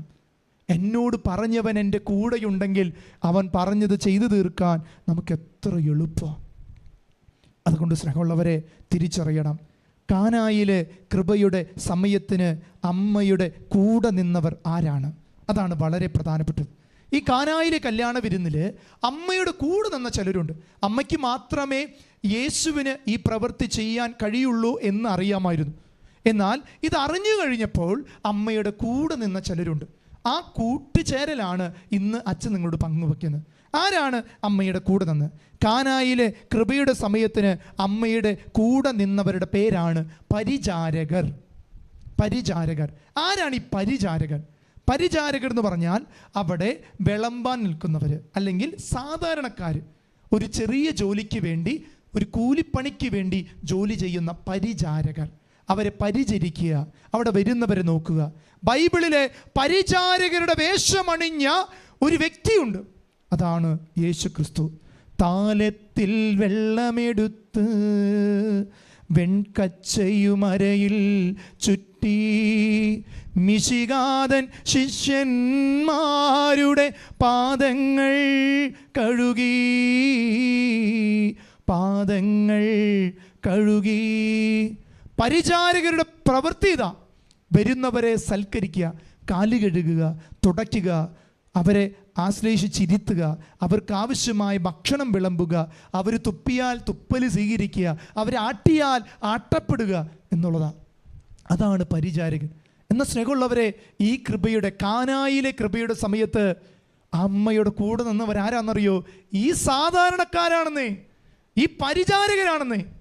അവരോടാണ് അമ്മ പറഞ്ഞേ അവൻ പറയുന്നത് പോലെ ചെയ്യാൻ.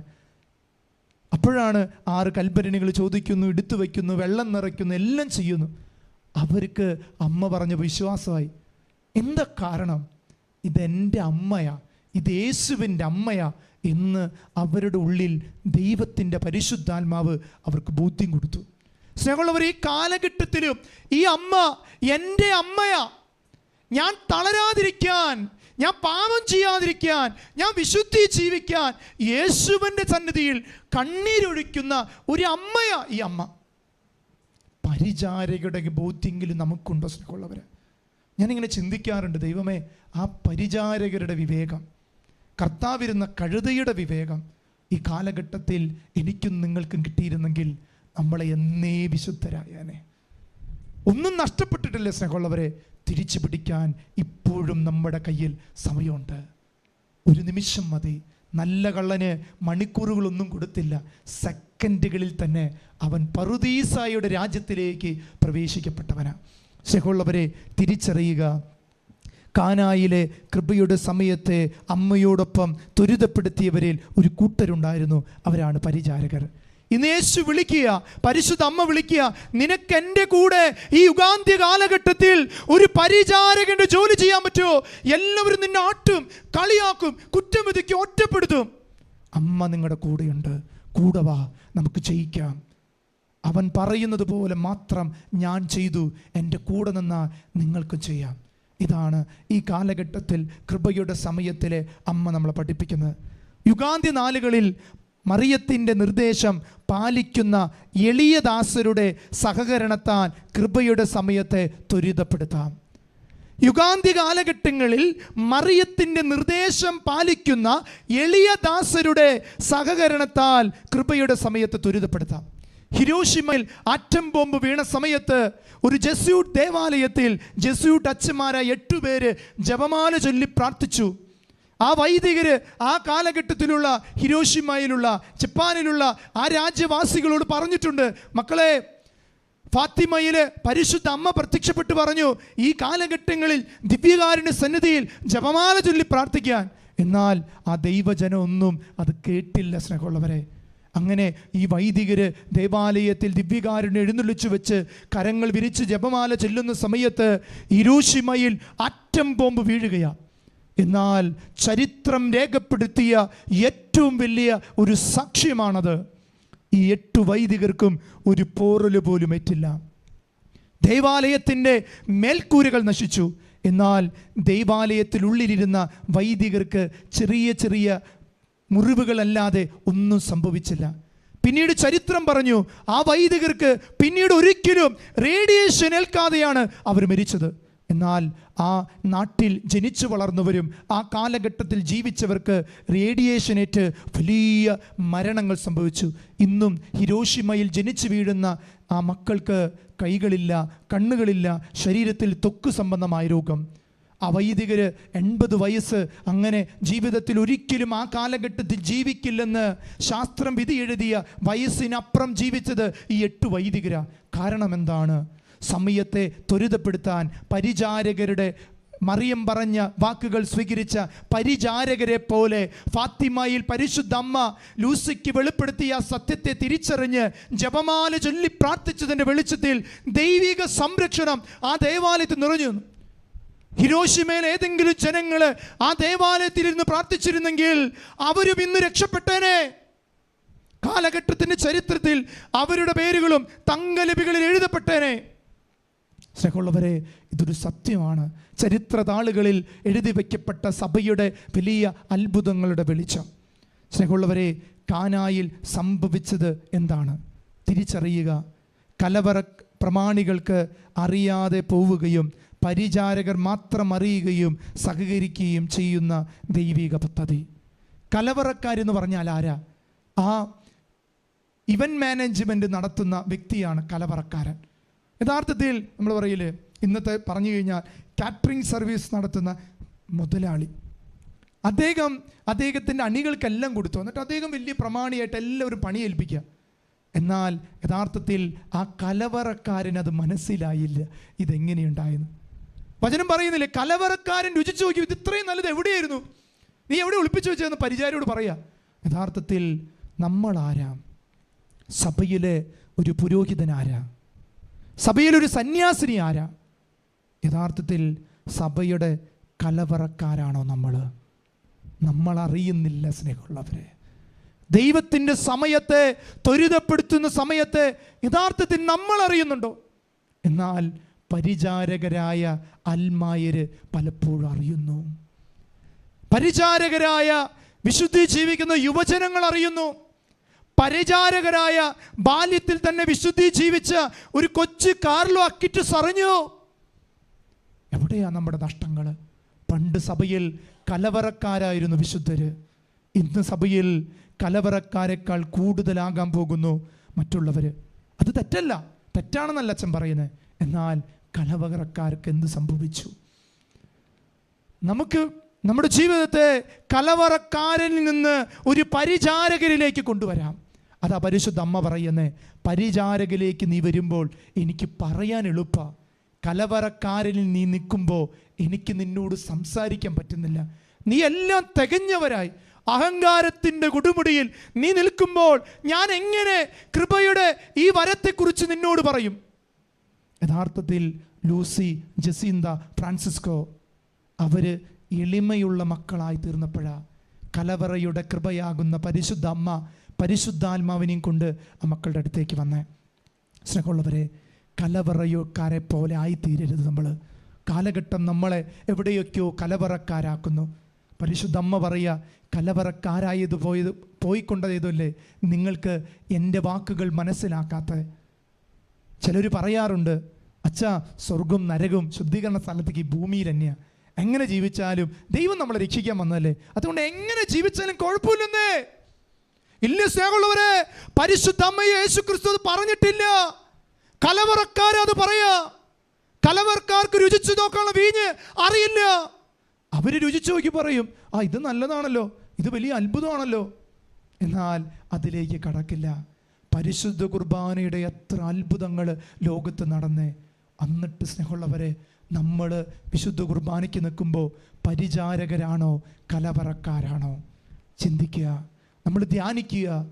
ബലിയർപ്പിക്കുന്ന പുരോഹിതരെ, സന്യസ്തരെ നമ്മളൊന്ന് ചിന്തിച്ചു നോക്കി. ബലിപീഠത്തിൽ പുഷ്പം വയ്ക്കുന്നവരല്ലേ?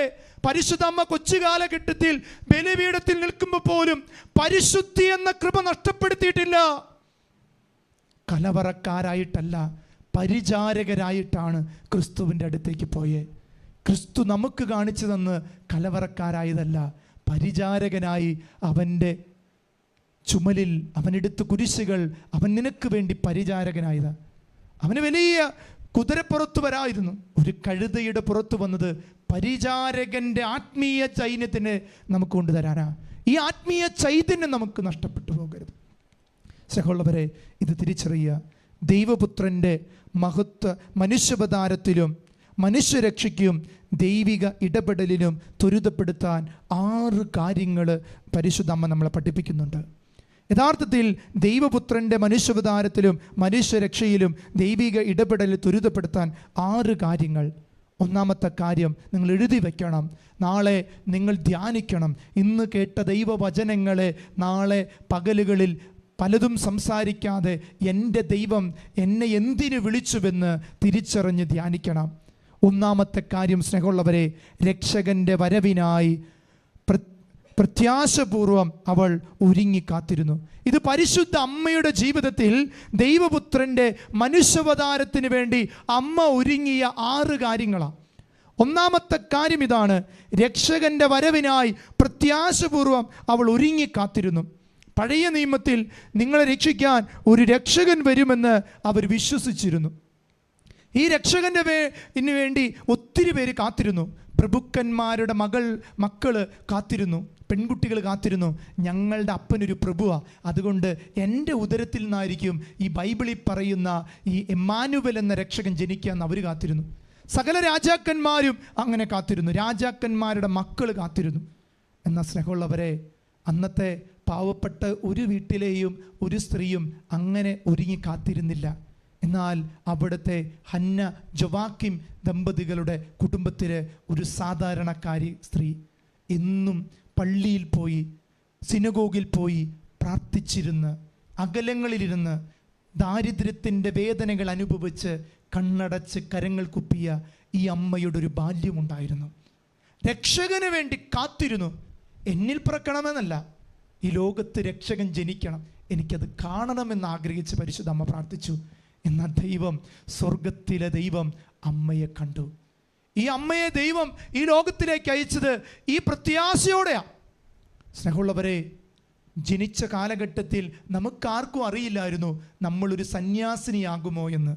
എന്നാൽ വിളി ലഭിച്ചെങ്കിലും അറിഞ്ഞൂടെ നമ്മൾ വിളിക്കപ്പെട്ടവരാണ്, മഹത്വപ്പെടുത്തിയവരാണ്, മാറ്റിവെക്കപ്പെട്ടവരാണ്.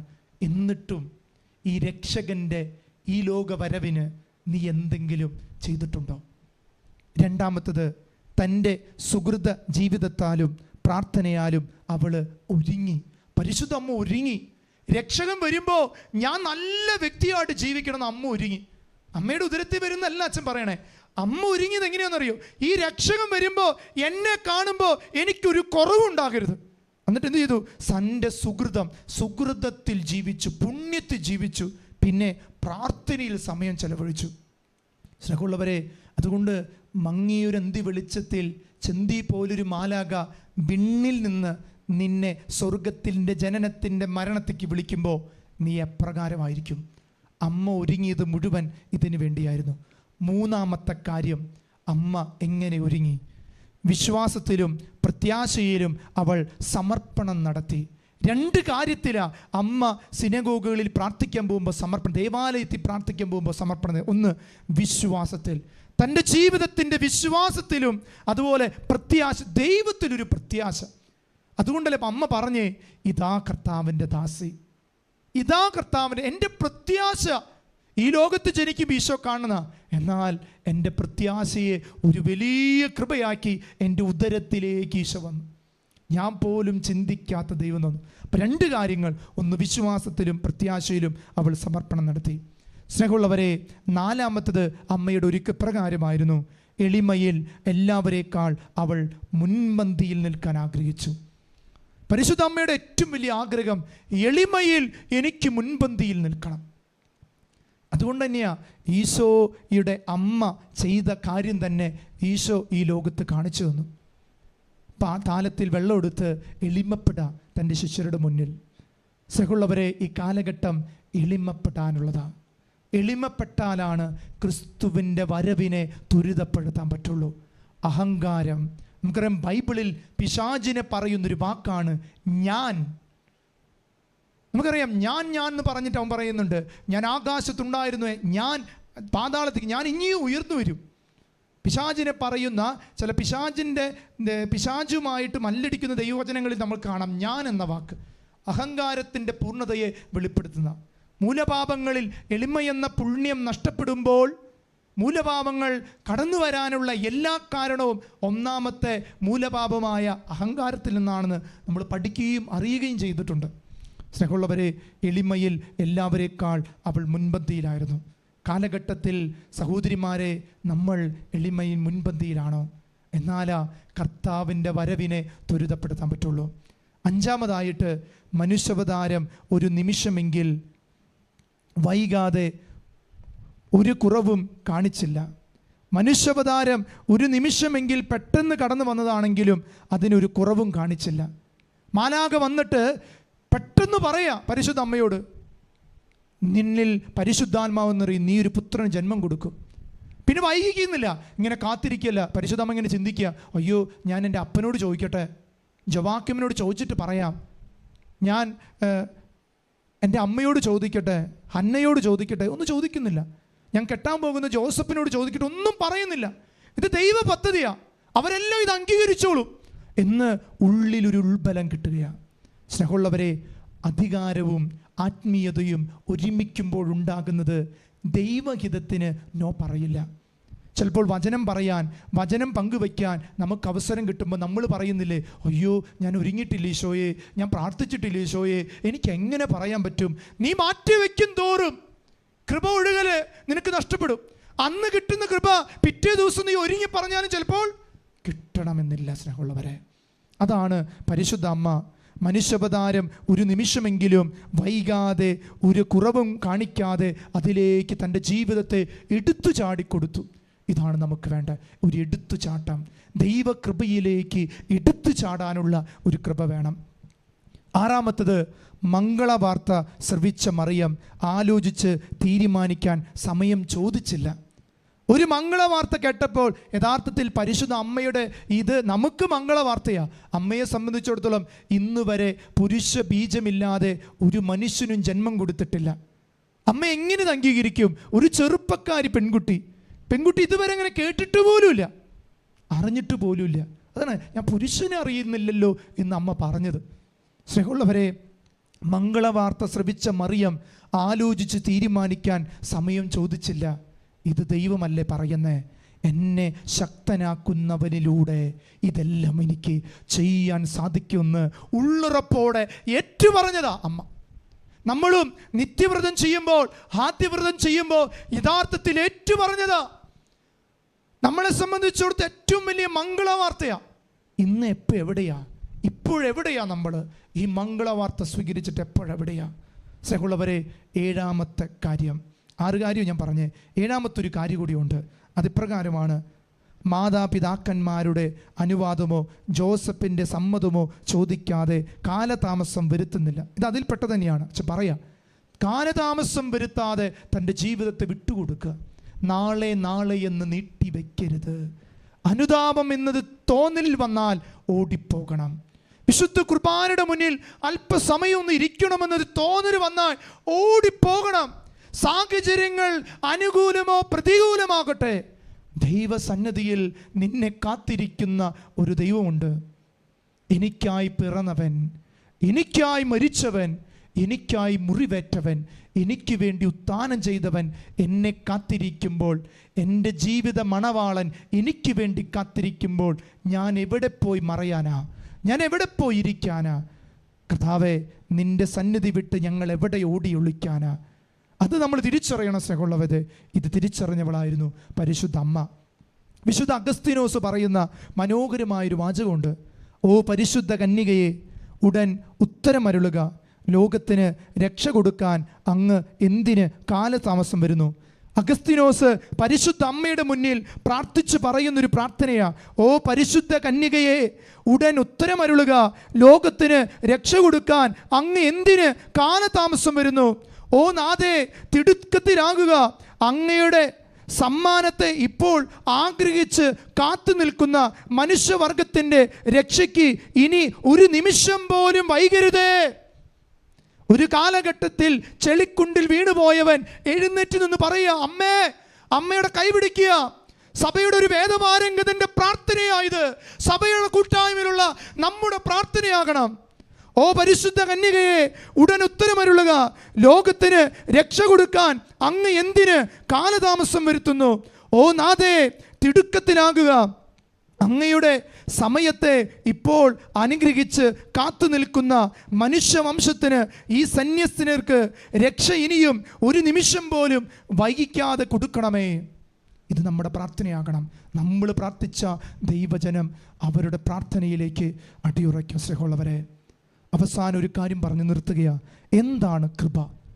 കൃപയുടെ സമയത്തെക്കുറിച്ച് അച്ഛൻ പറയുമ്പോഴും എന്താണ് ഒരു കൃപ എന്നൊരു ചോദ്യമുണ്ട്.